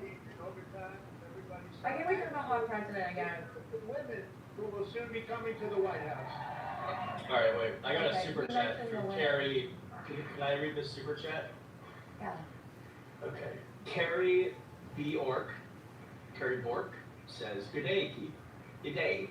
I believe this is an Australian. Good day. How are you, mate? Just want to really say I like watching your channel from Australia. I've been a subscriber for a while. Keep up the great work, mate. Democrats all the way in 2026. Fight back, fight back. Thank you. That's so nice. Thank you. Thank you for the $28. Thank you so much. Yeah. Shout out to Australia. Shout Australia, out. what's it like having democracy? Yeah. What do you think about what's going on? We have a lot of love from Canada. I have to say that, and I told them this. Bonjour, Montréal. Did anybody votes no, I'm not doing it. So they stood there and they weren't about to say no, because I've never seen a goaltender play as well as goalie Connor Halliburton. Can't say his name. Tony Halliburton. He's hot. Yeah. That's been me every time I go out in New York. I'm like, he's hot, he's hot, he's hot. There's so many hot guys. There are so many hot guys here. We are not having boy problems in New York. I'll tell you that. Well, the problem is there's too many. there's too many boys. Equus Factor says, vomit to this orange clown. Tim says, this is so pathetic. I can't even watch this garbage. Yeah. The one where you put your stick in the back. Well, we got another super chat. Someone said, take G7, GZR52 says, someone take the key car keys away from Grandpa. Yeah. No, please, give him the keys. Give him the keys. Go drive. Go drive.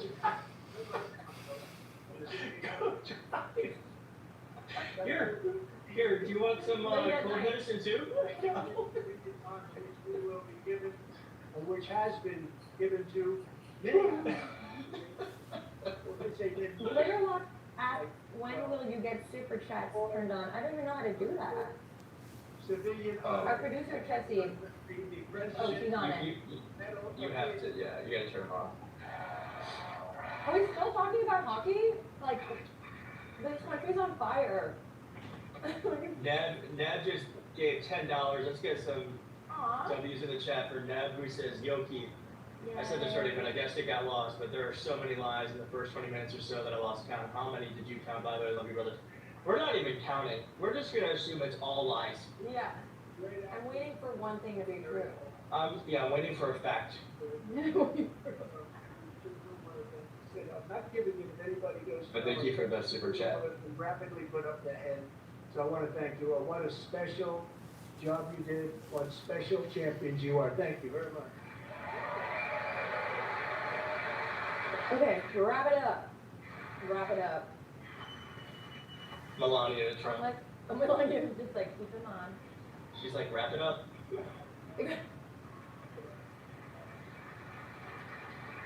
Also, like, oh, I can't. I'm also like him taking credit. Time the Olympic torch is lit. It will be here in America for the 2028 Olympics, and it's the summer version right in Los Angeles. The summer one's the better one. Yeah, of course. Hot take. Yeah, in Los Angeles, the city that you were like I'm fine if it burns down. Yeah. God. Oh, Remember when he did that? Yeah. And Los Angeles is going to be safe, just like Washington, D.C. is now one of the safest cities in the country. It wasn't unsafe before. As someone who lived there, it was exactly the same. Well, no, it's just a lot more pedophiles. Or I guess the pedophiles are there, we just didn't know. We got KG with $5. I can't wait for SNL parody this shit show Saturday. I don't know how you parodize this. This is already a parody. But thank you for the super chat, KG. And I wanted to claim the 250th, but I didn't get away with that one. I couldn't claim that one for myself. But we're getting the World Cup, so we have the World Cup and the Olympics. Archer Ritorino, oh my god, I can't say your username, but Archer says he pronounces names the way I pronounce things when I first wake up. Well, this will be a year to celebrate our country, the heroes who have kept it free. Men like. Should I go get my dog? Yeah, you have a dog? Yeah, but I don't know, chat. Should I get my dog? I don't know. Maybe I Get your duck, get your duck. could, I guess. Do it, do it.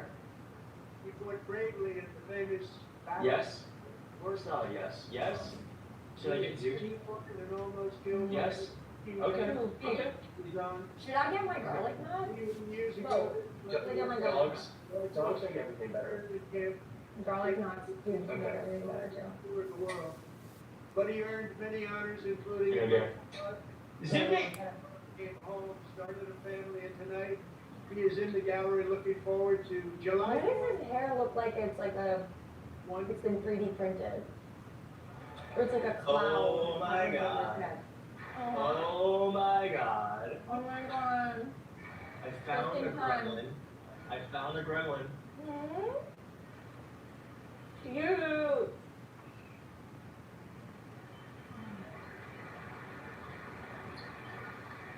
Get your garlic knots. Okay, I'm getting my garlic knots. I only do things if chat tells me to. Don't subject your dog to this. Zuki, look, you should have an opinion. Mike. Even in times of challenge, setback, and immense heartache, the spirit of 1776 has always shone through very brightly. It was July 4th of last year when floodwaters tore through a girls' summer camp in Central Texas. One of the worst things I've ever seen. I was there, rising 26 feet in the matter of minutes, tragically claiming many, many lives. Captain S. Base says, I'm surprised he didn't play the AI video of him still playing hockey in there except the Golden Hour. We should play that afterwards. Closed her eyes and prayed. Thank you for the $5. She thought she was going to die. Those prayers were answered when Coast Guard rescue swimmer Scott Ruskin descended from a helicopter from above. Nobody knew where he came from. It was Scott's first ever rescue mission. Young guy, very brave, very, very top, always top in his class. And he lifted not just Billy King, but 164 others to safety.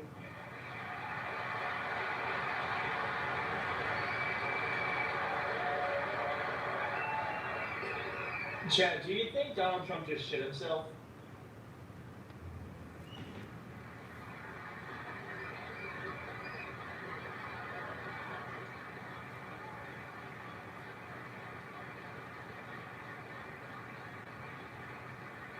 Yes, I think so too, yeah. Standard ovation for Donald Trump shitting himself. Did he shit himself? Is that what he meant? I think he just shit himself. He just sharded.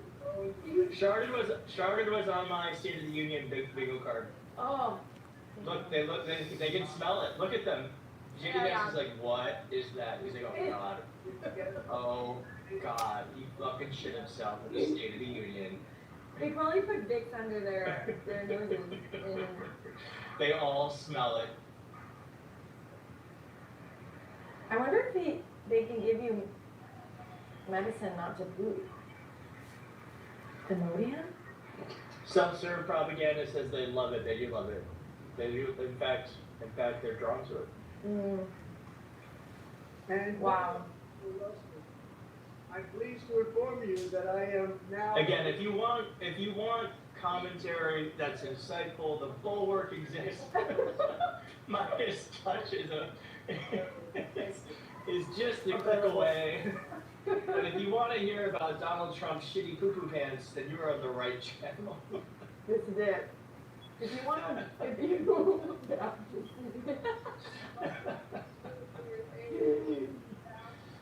wow. Yeah, this is just like an emotional support hang. Yeah, this is a hang. This is a hang. We got the dog, we got some garlic knots. From 1776 to today. I love watching shitty movies with friends.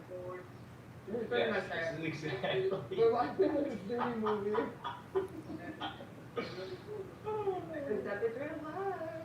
Now it's our turn. Together we're building a nation where every child has the chance to reach higher and go further. Where government answers to the people. What's going on with his hair, Keith? Can you, as a man, like, diagnose?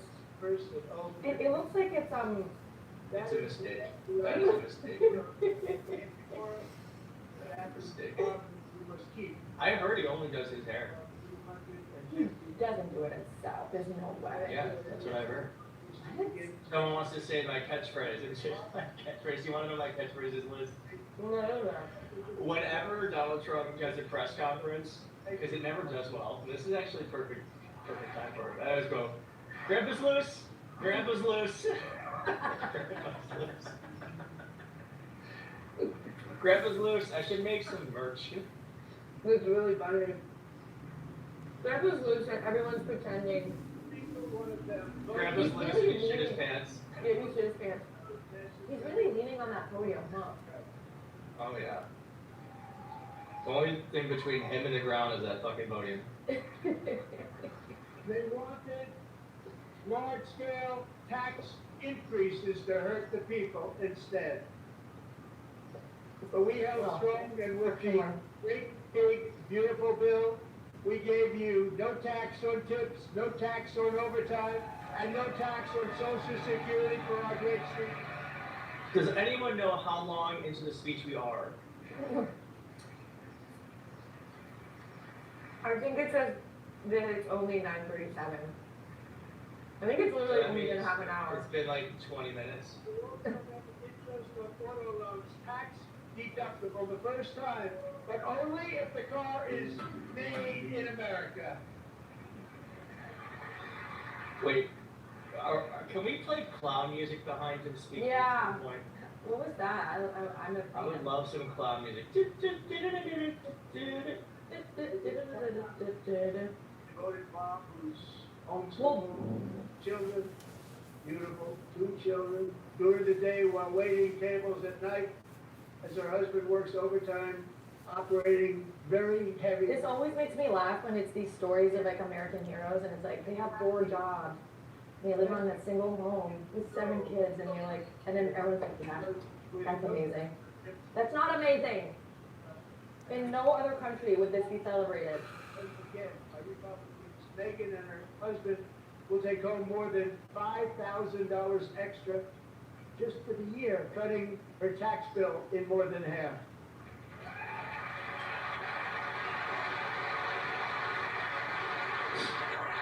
Yeah, literal lock. Oh good, we can introduce another person struggling to live in this country. Wait, I love the side-eye happening on the left. Thank you, Megan. We're fighting for you, Megan.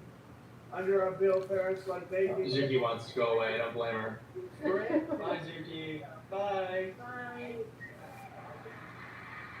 Bye-bye. Oh my god, the People's Strawberry is in the bath and digging it.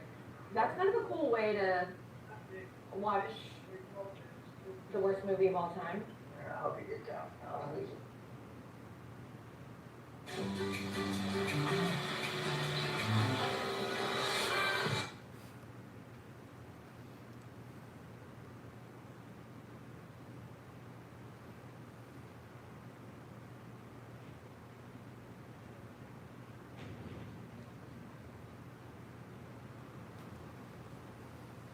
In with the team.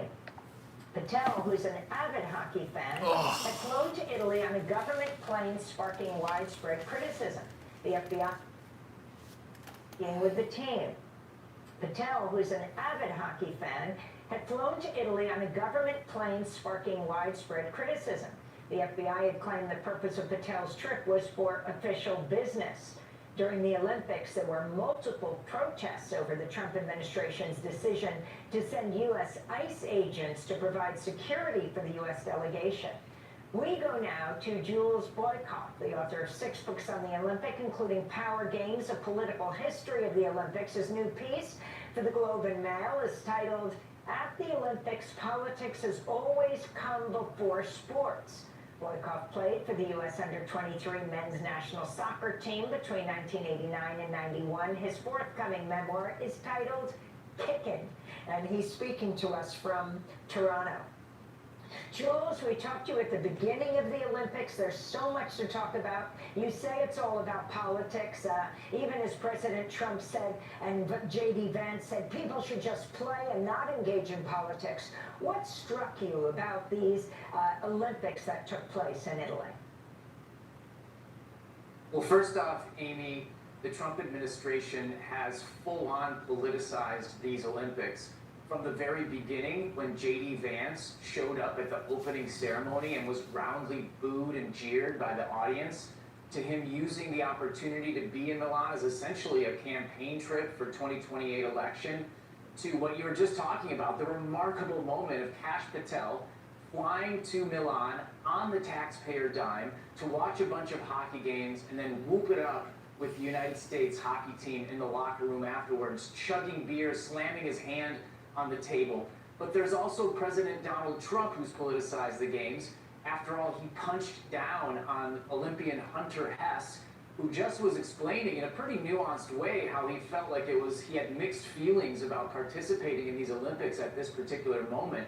Trump called him a real loser, unleashing a torrent of hate at Mr. Hess, who said this was the most difficult period of his life. You know, so I the Trump wanted to administration play has showed Hunter. everybody. I wanted to play Hunter in his own words, the 27-year-old USA freestyle skier, speaking at a news conference at the Olympics.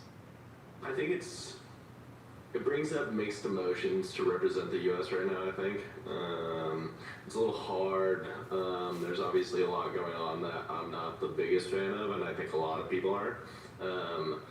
I think for me, it's more, I'm representing my like friends and family back home, the people that represented before me, all the things that I believe are good about the U.S. I just think if it aligns with my moral values, I feel like I'm representing it. Just because I'm wearing the flag doesn't mean I represent everything that's going on in the U.S. So yeah, that's kind of. Oh my sauce, that is so embarrassing. I am so saucy. I mean, stop. Some call it noise, you call it potential. Some see a market. So, despite the disappointing ruling, he's powerful. The country's saving. It's saving our country, the kind of money we're taking in. Peace protecting. Any of the wars I settled was because of the threat of tariffs. I wouldn't have been able to settle them without. What war? They remain in What place did you under fully approved and tested alternative legal statutes. We don't know it because he settled it. Oh, they would have started. Yeah. We settled them, right? Exactly. Exactly. That's why we don't know. Solution that will be even stronger than before. Congressional action will not be necessary. It's already time tested and approved. And as Yeah, time even goes though by, I only believe Congress the has the tariffs power, paid for by foreign countries will, like in the past, someone's got to alert the Republicans basically that they replace have the this power. modern day system of income tax, taking a great financial burden off the people that I love.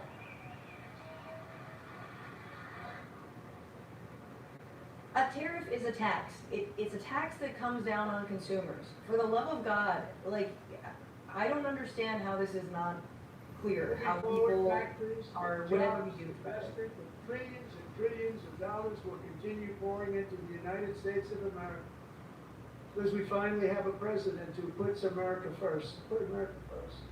I love It is interesting, Francesca, because largely, actually, most people seem to have actually been like, out of all the Trump policies, mostly opposed to tariffs more than almost anything else. Yeah, So it did sink through.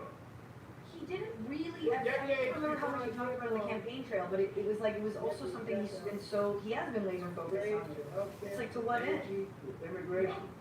Everything was stolen and rigged in order We're to break seeing it, I the mean, law like, and parents productive, seeing hardworking that people we can only deal with, we can have $2, remember? Just $2, you don't need Under $10. Biden and his corrupt partners in Congress and beyond, it reached a breaking point with the Green New Scam, open borders for everyone. They poured in by the millions and millions from prison. This is how you know the open borders thing is a lie, is because he also adds the Green New Deal into it, Yeah. which also never allowed that to happen. Right. And record-setting inflation that cost the typical family $34,000 in just a speck of time. Now the same people in this chamber who voted for those disasters suddenly use the word affordability, a word that just used it. So, talking about about this the word, word, knowing full well that they caused and created. I love when he discovers new words in English. Prices that Groceries. Grocery, yeah. Groceries. That's a new one. Scott, you know about that word? In his first term, he met with a group of journalists from The It's a Economist bag. magazine, and he claimed to have come up with the phrase pump priming, which John Maynard Keynes came up with 100 years ago. It's a bag of different things in it. The other thing that's really crazy, and if we had any fair media in this country, we would talk They knew about, their statements were a lie, they knew. is the fact that the taxes on, the tax breaks that he's given to the 1% has added high prices. enormously. Our policies The Republican Party is the party that deals with the debt. we are doing really And nobody asks how we're gonna pay for all of these tax cuts. How are we gonna pay for it? How are we gonna pay for it? No one asked how you're going to pay for tax cuts. No one asked how you're going to pay for a war in Iran, but everyone asked how you're going to pay for Medicare for all. The price of eggs is down Price of eggs, drink. percent. And my kombucha. The cost of chicken, butter, fruit, hotels, automobiles, rent is lower today than when I Did you took just office add by rent law. in there? Did you sneak That's rent in all there? You not evil true. MFer? Just hold on a little while, we get to that. Rent. And soon you will see Healthcare numbers costs. that few people would think were possible to achieve just a short time of. Any person that's gone to a grocery store knows, just like generally speaking, like everything is like actively worse, like even like Yes. quality wise, and 4 times more expensive. And none of it's being checked for, you know, I've also salmonella been or fronting one of the biggest no ripoffs. food inspection. That's all being done by Grocery our costs FDA. of He healthcare. likes it. Hey. Since the passage of the Unaffordable Care Act, sometimes referred to as Obamacare. Which you big couldn't insurance rescind companies gotten rich because there was with the insurance upheaval. companies, not for the people. With our government giving them hundreds and hundreds of billions of dollars a year as their stock prices soared 1,000, 1,200, 1,400, and even 1,700%. Like nothing else. That's why I introduced the big healthcare plan. I want to stop all payments to big insurance companies and instead give that money directly to the people so they can buy their own healthcare, which will be better healthcare at a much lower cost. From the same companies that will make it more expensive. You know, bro, you just explained the Affordable Care Act. You literally just explained the Affordable Care Act. I want to give money to the people and then so they can go back and buy their health Requires insurance. maximum price transparency. That's a big deal. Sounds so simple, so big. And I did that in my first term, and the Democrats immediately terminated it with full knowledge that they were doing a very bad thing for the people. Costs were going to go way up, and that's what happened, and now I'm bringing them way down on healthcare and everything else. I'm also ending the wildly inflated cost of prescription drugs like it's never happened before. This is interesting. This, I think, it warrants a little bit more investigation. He's rolling out Other effectively presidents tried a to do it, website where you but they can buy never- drugs directly. Right. Most didn't try. But they tried, they said they tried. It's gonna be, it's Trump RX. But isn't that website just meant to connect people to I got it down. companies that sell the I mean, drugs? we just enacted Like it seemed like this sort of like most second order nation website that isn't opinions necessarily still a Americans direct who sale. for decades paid by website. far Well, the you're a highest journalist, price of right? I anything mean- anywhere in the world for prescription drugs. I just looked up Will now Ozempic. pay the lowest price anywhere in the world for drugs, anywhere. The His lowest anonymous price. friend that he always talks about. I wonder if he's going to talk about him tonight. Who's His he? very The back famous shot? billionaire friend, Who's on who is the a back? very smart, kind of annoying guy. No, he might. It's him. It's him. He's on Ozempic. We all know this. Trump takes Ozempic. I'm sorry. Allegedly. If he does, why isn't it working? Brings things happen.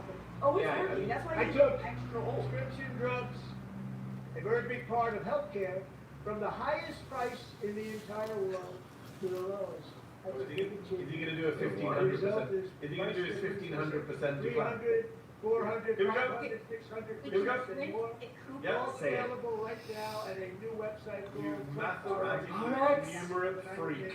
You cannot cut the price of something by 600%. It doesn't work that way. Okay, but guys, I just have a coupon Here from tonight is the TrumpRx.gov/Ozempic everything that gives me a And discount. it is big. Is that for real? I'm not even joking. I could print it right now. Can you imagine? I want to go. I have to go to a pharmacy and try to fill this. One drug has been costing Catherine What kills me $4,000. about this drug price stuff is it's classic Trump language. weeks ago, she So I worked at bought MSNBC, anyone who's worked at mainstream media knows that the policy is you shouldn't call Trump a liar because you don't know what's in his heart, right? You don't know his intent. And my point always is that works one time only.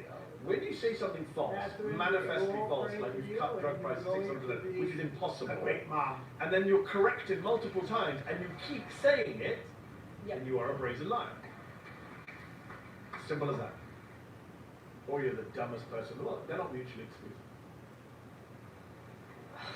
A 60% off the an inhaler, and then select your strain. To codify my most favorite nation program into law. Now, the one thing I'm not sure it matters because it's going to be very hard. While we were talking, I didn't realize it was thrown out before. Let's raise. Al Green was already thrown out. 700 or 800%. But John, he said black people are apes. Codify it There's a anyway. sign, I guess. He may do it. Codify it anyway. Thank you. Oh, Many this is Americans great. are also Great concerned photo. that energy demand from Black AI people are data apes. centers could unfairly drive up their electric utility bills. Second consecutive year that Al Green's been removed. Ratepayer protection pledge, you know what that is? We're telling the major tech companies that they have the obligation to provide for their own power needs. They can build their own power plants as part of their factory, so that no one's prices will go up.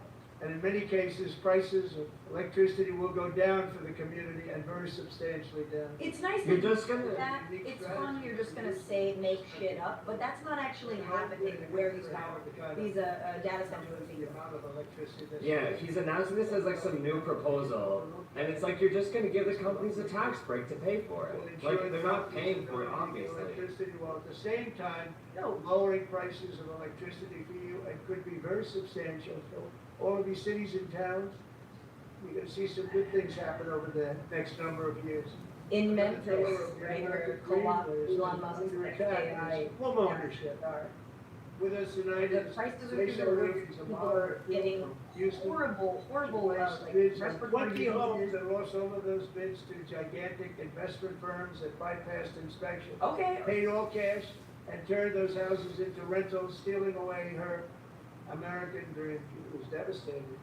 Stories like this are why last month I signed Should executive abolish order BlackRock.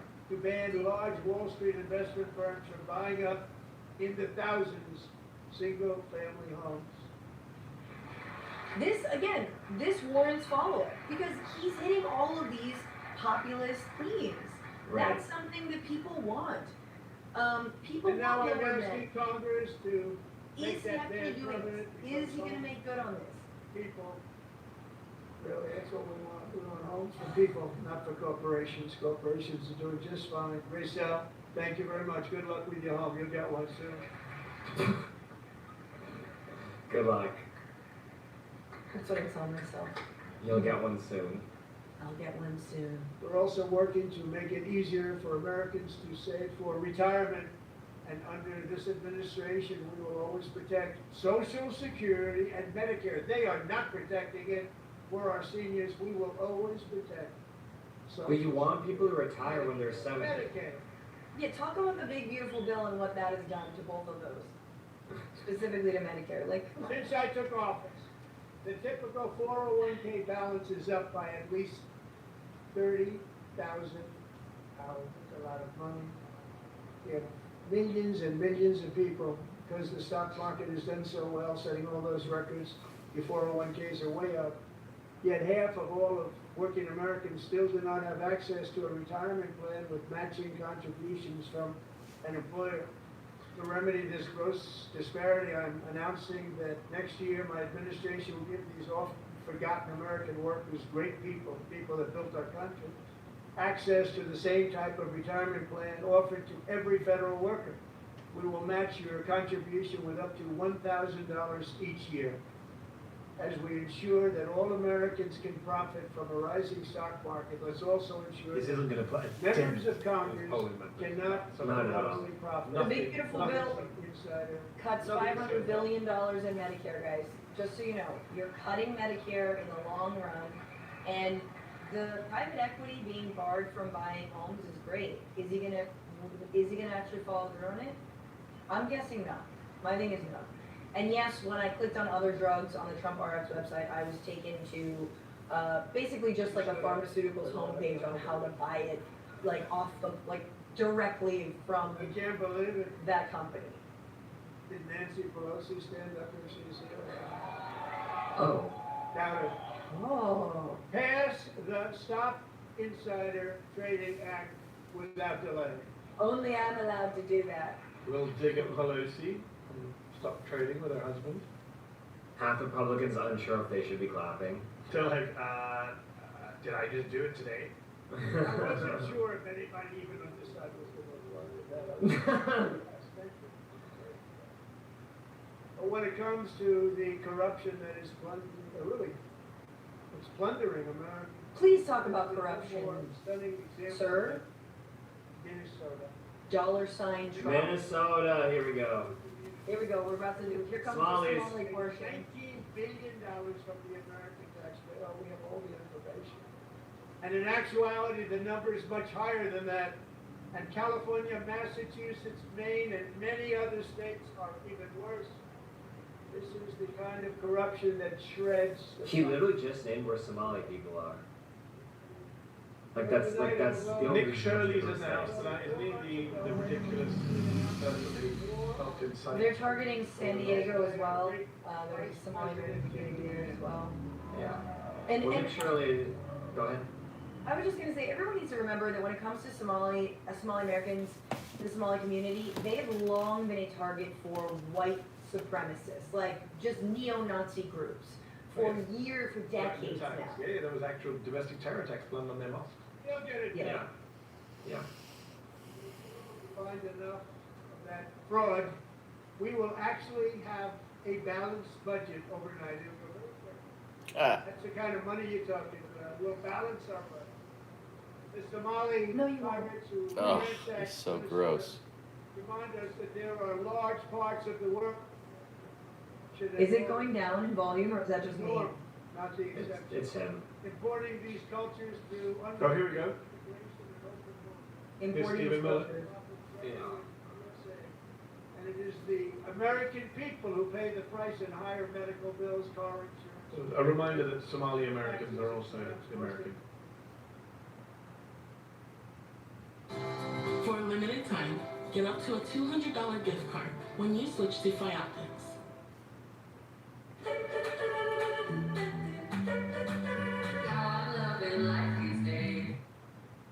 Minnesota. ICE followed her home. One of my friends is an activist in Salem, and ICE has followed her. I think that that's going to intimidate people. They would do better than to sit outside my house.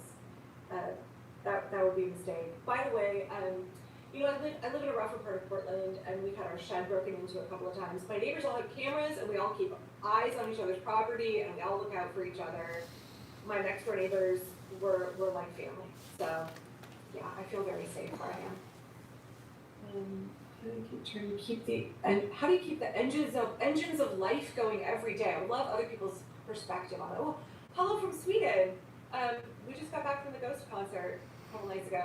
How do you keep the engines of life going every day? Maybe this is the German family in me, but I have very much a perspective of it doesn't really matter how I'm feeling. I just have to keep putting one foot in front of the other, and that my feelings are kind of like irrelevant. And I realize most people are not that way, and I'm pretty good at compartmentalizing. I just feel better when I'm doing things, when I'm taking action, right? If I'm at home lamenting and stressed out and I'm not taking action, then I'm going to continue to feel worse and worse, right? I want to be empowered, then I need to step in to go to work. And that's part of the reason that I started shifting my content, was that I didn't feel like gardening videos, as much as people need gardening and like parenting videos, I didn't feel like that was sharing some of the skills that I had and knowledge that I had and raising awareness in a moment where my friends and family were acting like it was no big deal. I had friends and family who were saying Kamala Harris was just going to magically retake the presidency real soon. They were going to do a vote recount, or people. What other bank is saving locals this much? Buy Local Hawaii by American Savings Bank. Mainstream media and even here in Portland, people weren't properly assessing the urgency of the situation, and so that's why, for me, instead of getting really down about it, I was like, I'm gonna change the way I use the platform that I have, and then also get much more involved in local organizing. So it was 13 months ago when Jessica Craven told me about Indivisible, and I went to that meeting and like that was it for me. I was like, this is the group for me. 46, and I was the youngest person at that meeting, but I was like, this is it. I love all of these people. They have decades of experience. They are in it, and I've been really involved with them and a number of other organizing groups at the same time. Some of them like a little bit more underground, right? Not widely advertised, that form for discrete purposes. Like, hey, we're involved in the fundraising to make sure this immigrant family gets their rent paid while their breadwinner is in detention. And we have very specific roles that we want to undertake. And they're often for limited periods of time. Hello from Aloha. You also went to the Ghost concert. Oh my gosh, it was so good. I wish the sound was better at the Moda Center. Our friend delivered food to a homebound immigrant family. Yes. Oh my gosh, when she got home, ICE was waiting in front of her house. Oh my goodness. This is something, oh, thank you. Thank you, DHAC34.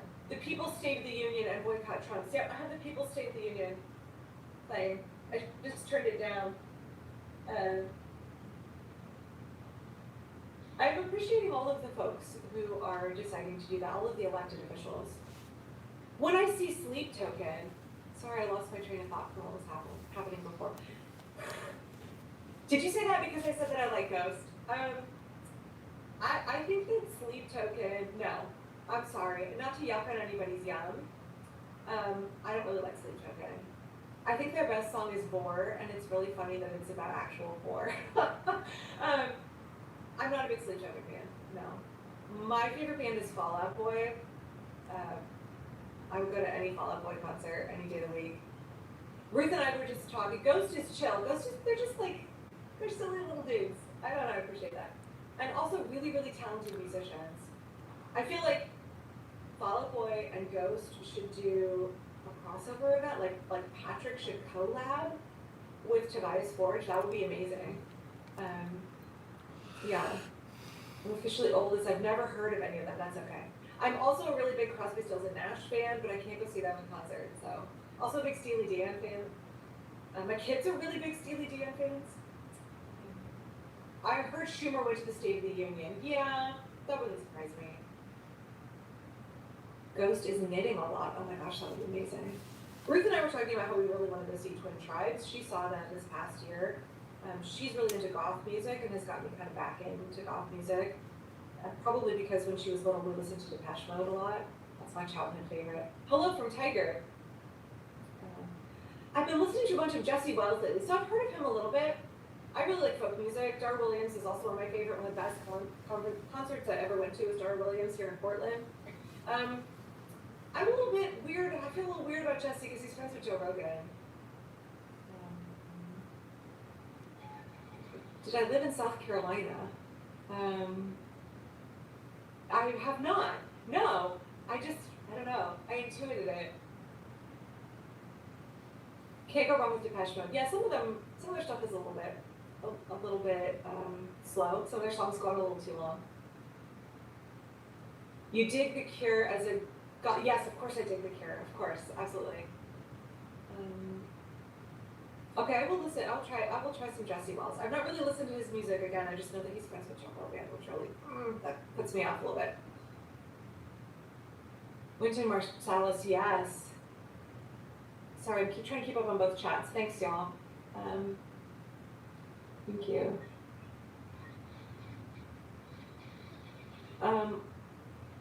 You speak with your plants. I think someone was talking about this at a recent organizing meeting. About how important, as we're coming into the current gardening season, how important getting back to like Victory Garden and sustainable agriculture is. I'm going to do a series on pajama pants resistance, like things you can do from your own home if you can't go to protests or you can't get out, leave your property. And I think gardening is gonna be part of that. I garden in my pajamas all the time. Things that you can do from home to help care for people. If people have suggestions or things that they do as pajama pants resistance, I'm down for suggestions. I have a really long list, but I will always add more. Zeal and ardor. Ruth should come in here. I should yell at Ruth. Hey Ruth! People are talking about bands on live. We're not doing the stream. Who is the taller of the leprechauns? Cash App, Patel, Joe Rogan, or Nick Fuentes. I don't know, but I would dwarf all of them because I'm 6 feet tall. Oh, thank you so much. It's okay, people don't care. People were talking about other bands. We were chatting about ghosts and people on stream went and saw Ghost. Shout out. Shout out, Ruth got me tuned into them. My house is a little bit. Yeah, that's true. Childcare. Shipped same-day delivery knows that when Roman's favorite treats are dwindling, it's go time. How can we provide childcare? One of the organizing groups I meet with once a week, we've started providing regular childcare, and I think it's so important because there's a lot of grumbling in some of these groups about how the people who show up to organizing meetings are older folks, right? Older Gen X and boomers, and I'm like, well, that's because millennials have little kids that have to go to bed at 7:30, right? And what can we do to provide childcare or accommodate for their schedules in a way so that they can engage with resistance work? We've talked about this a lot for Indivisible and making sure that we're protecting both our Indivisible group and all of the children, getting childcare workers through background checks, making sure that we have insurance. There's all these hurdles that you have to jump through that I think are really important for protecting kids. As 5 feet tall, I tower over Joe Rogan. It's too late here in Sweden. Good night, thank you for tuning in.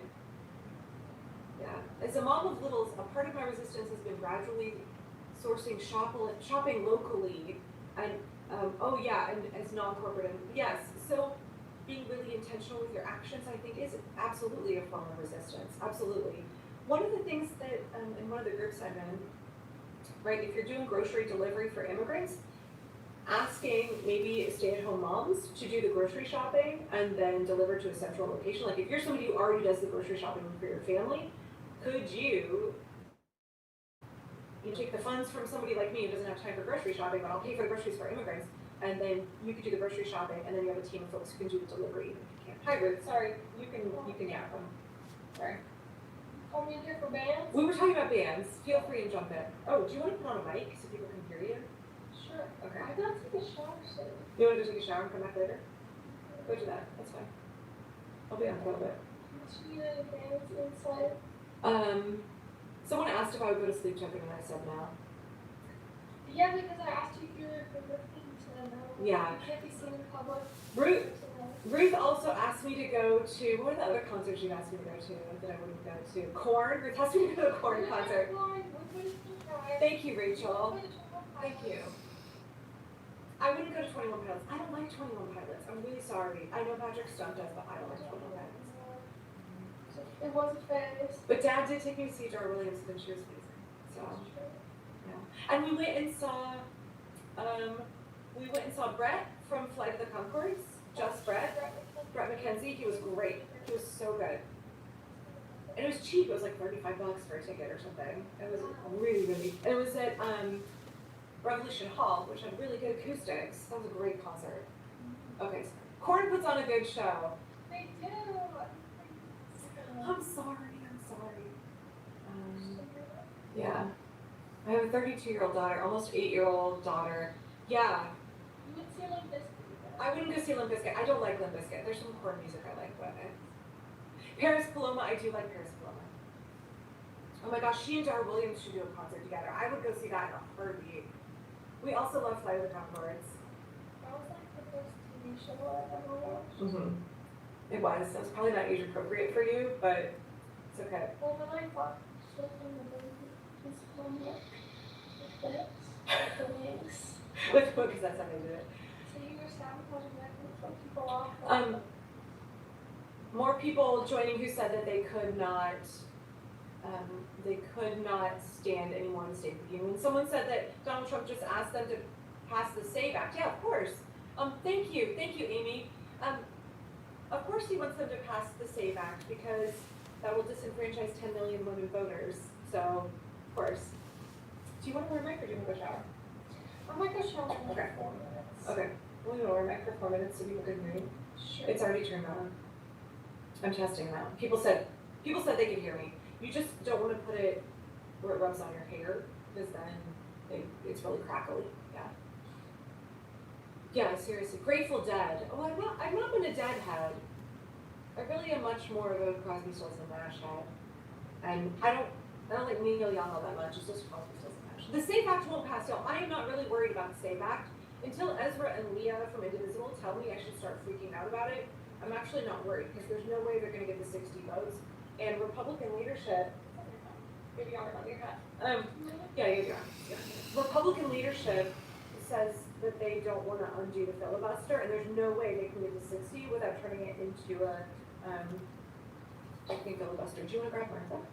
Because she's right outside the door. Sure. She's asking for dinner. My last concert was, R.E.M. Ruth is not a big fan. I haven't listened to them in a long time. R.E.M. People, okay, not a fan of Jesse Wells. People are leaving lots of suggestions for Monrovia. Guys, give me metal band suggestions because it's hard to find ones that aren't chubby. People say that you're my mini. You don't look anything like me. I don't look like you. I look like. I got all the German genes, and you got all the genes from grandma. You look like grandma, and then dad's side of the family. Yeah, Aunt Christy. I look exactly like my German grandma, unfortunately. Yeah. Okay. Sorry. Let's see. She looks exactly like my mother. She's the spitting image of my mother, except with a septum ring. Yeah. George looks like you. George looks like me a little bit, and Dad.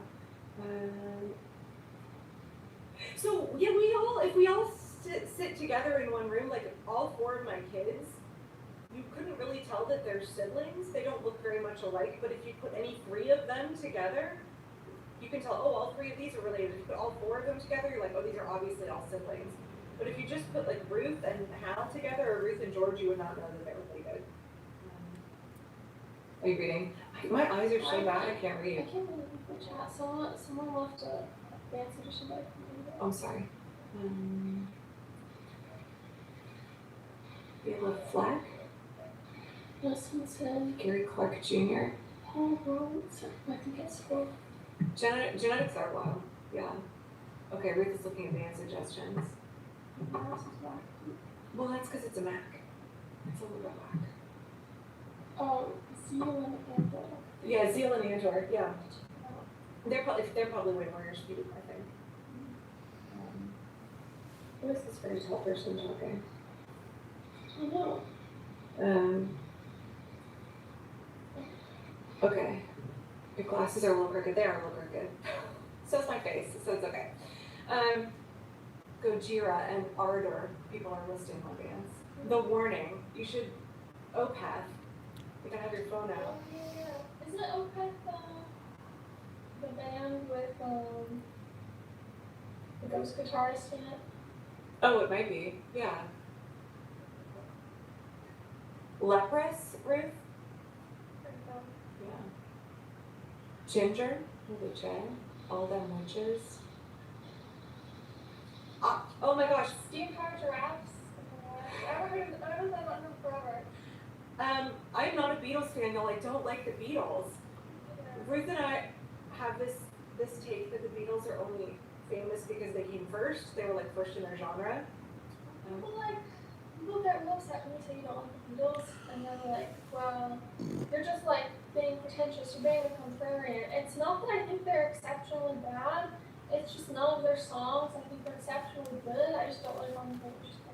But I appreciate that other people like them. They're just not my cup of tea, really. The theatrics of them are more interesting than their music to me. Yeah. That was one of the things I appreciated about the Ghost concert, was that their performance was I was telling Ruth, Ghost is still not my favorite concert in terms of theatrics and production. I think. Oh, you mean drama in real life? Oh, you meant real life drama. Sorry, I thought you meant the actual thing. Okay, sorry. Sorry. I'm pretty sure Copyright does actually have pyrotechnics. I was gonna say still the very best concert I've ever been to in terms of actual performance and showmanship is Garth Brooks. Amazing performer, so good live. His harmonica player, amazing live. Imminence and Green Day. Ruth and I have been talking about Green Day a lot lately.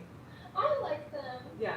Their music's just a little uniform. It's just the music of my childhood, so I have nostalgia for it. I just could never really get the punk as a genre. Punk is not really my thing either. I keep missing Joy on as MC.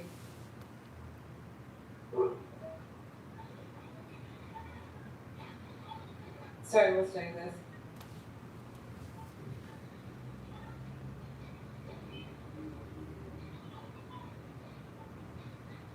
The binoculars. Speaking of which, do you have binoculars on the thing?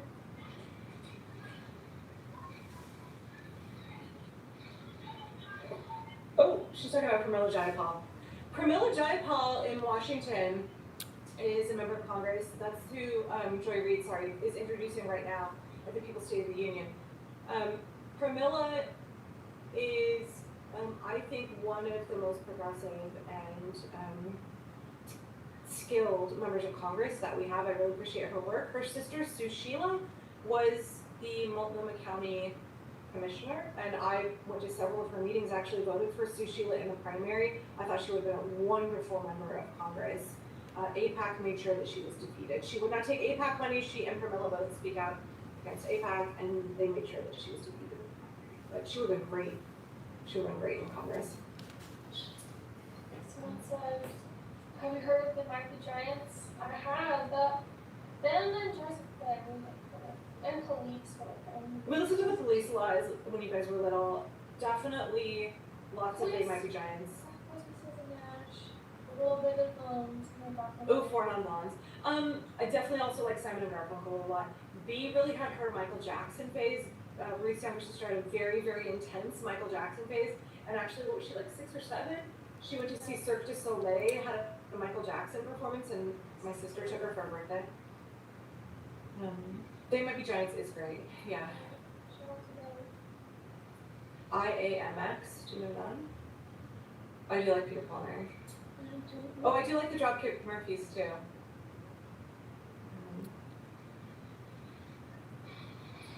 Chaperone. My sister's into Chaperone. B really likes Chaperone. I think that B is much more into kind of pop music and like what's like popular music, yeah. Oh, Hyperpop, yeah. I try to listen and stand in solidarity with the survivors, but I can't stand it. The way that, yes, the hockey team started, yes, I completely agree. I think it's really good for people who are survivors and for people who are, have their own trauma to deal with to like set limits. It's okay to say, I don't want to consume any more of this content right now. If you feel like consuming that content is re-traumatizing you and keeping up on all of the news stories is actually making it harder for you to function, it's okay. Because consuming news is not activism, watching live streams is not activism, and it's okay to set a limit for yourself and not watch that. Thank you, Veggie Grower. Any lovage recipes? It's a bit strong. Also, F APAC, yes, completely agree. I grow lovage everywhere because I think it's really beautiful and I love the way it smells. It is like celery times 10, and so I use it in soups and stews. Any way I would use celery, but I literally use like this much. So for people who don't know, lovage is like a perennial celery basically, and it gets quite tall. I think it has a really, really strong celery flavor. So if I were to use 2 stalks of celery in a recipe, I'll use like this much lovage, and so I never use all of it up. I just don't. I have it more as a beneficial insect attractor.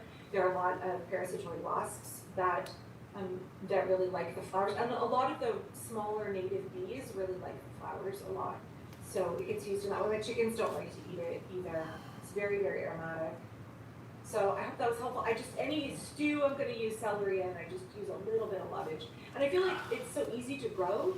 It's perennial, it does its own thing, it does really well under my apple trees. And so celery, I feel like is fussy.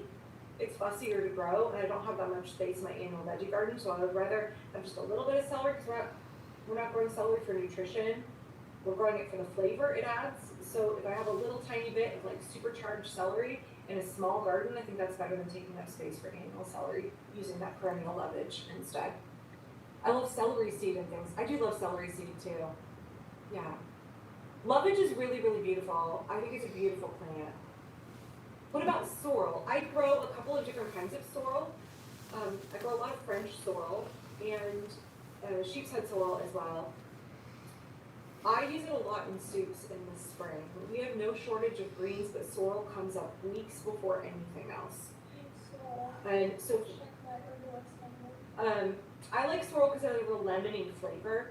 So if we've had a really, really hard, so it's really mild in the Pacific Northwest.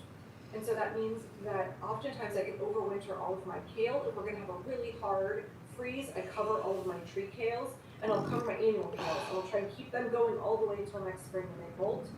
But if it's a really, really hard freeze and I haven't got my shit together and I haven't covered them, I'll end up with some dieback, and then I can kind of have a dearth of greens in the garden. That French sorrel comes up so early. And so it gives that first flush of greens in the garden. And I will often put it in soups.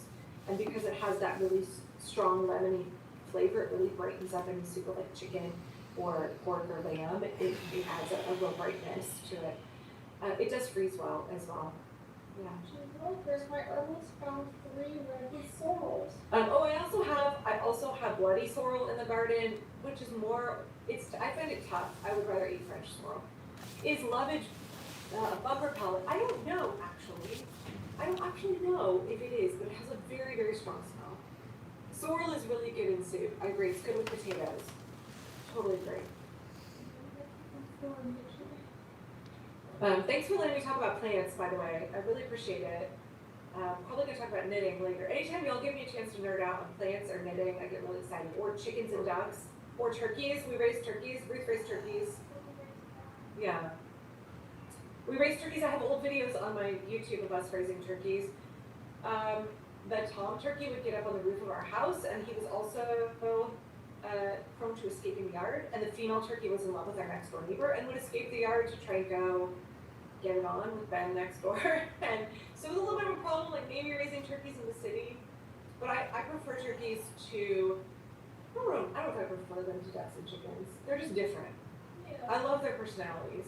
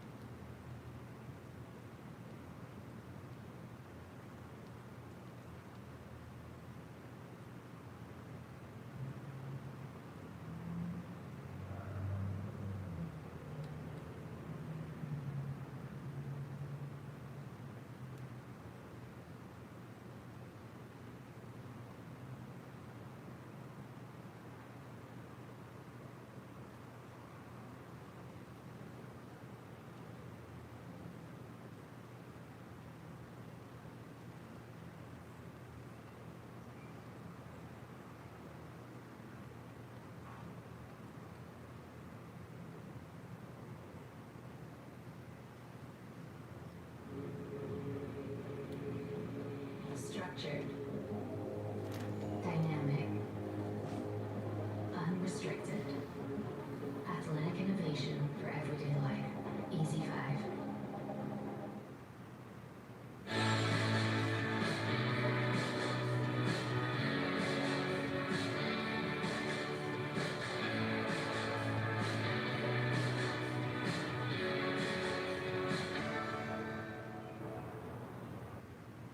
AI claims. Now I'm telling you, if I walked up to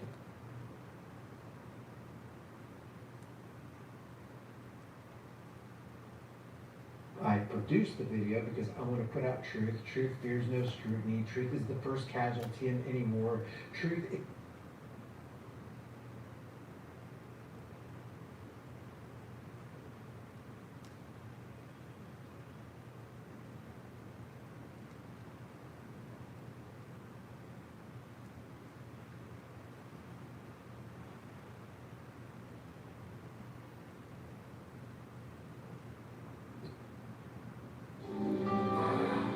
For over a century, Bosch has engineered and tested weaponry. Set answers. So this is kind of the deceptive world we find ourselves living in, and I can only imagine it's going to get more and more deceptive as we move along in time toward the singularity. What I wrote right here is, if this isn't Ghislaine Maxwell, then she has a twin or a doppelganger and a brother or friend who looks like Ian Maxwell. If this is Ghislaine Maxwell, then we're being lied to, and they've allowed us to see this video because they just don't give a damn what we know. It's like, oh yeah, they know that they're lying to us, and they're just going to lie to us in our faces overtly instead of covertly, because they don't care, because we ain't going to do anything. And even if we did do something, they own all the money. They own the prison industrial complex. This a deep fake generated AI image meant to deceive people into thinking that this is actually Brian Young from High Impact Flicks. I mean this when I say this, and I say this a lot. It is no measure of good mental health to be considered well adjusted to a profoundly sick society. And we live in a profoundly sick society, and we're being robbed and ruled by profoundly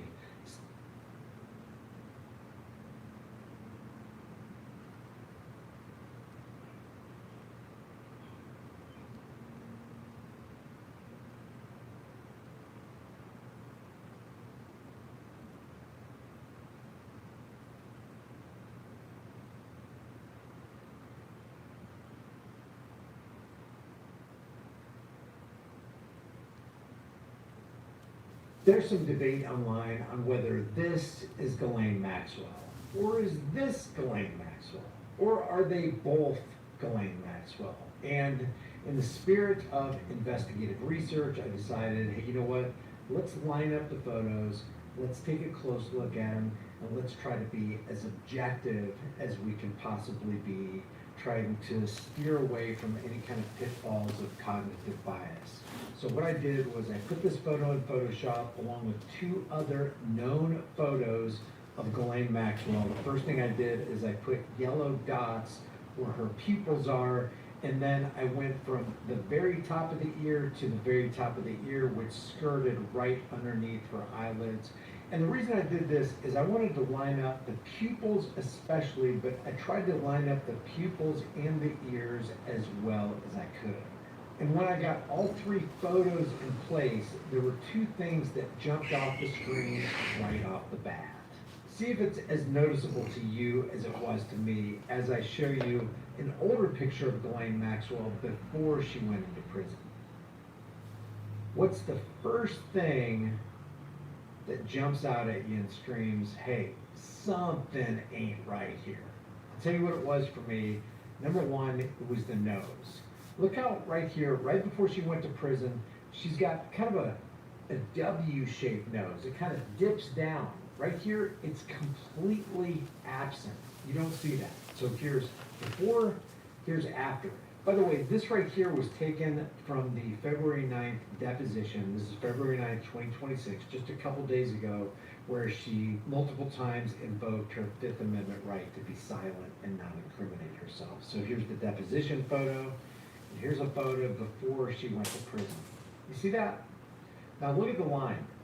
This line right here goes from ear top to ear top, but then right here it goes through the top of her ears. It looks like there's maybe a half to 3/4 of an inch on the top. This right here is the very top. Now, I understand there's lighting, there's camera angle. This camera angle right here could be down like this. This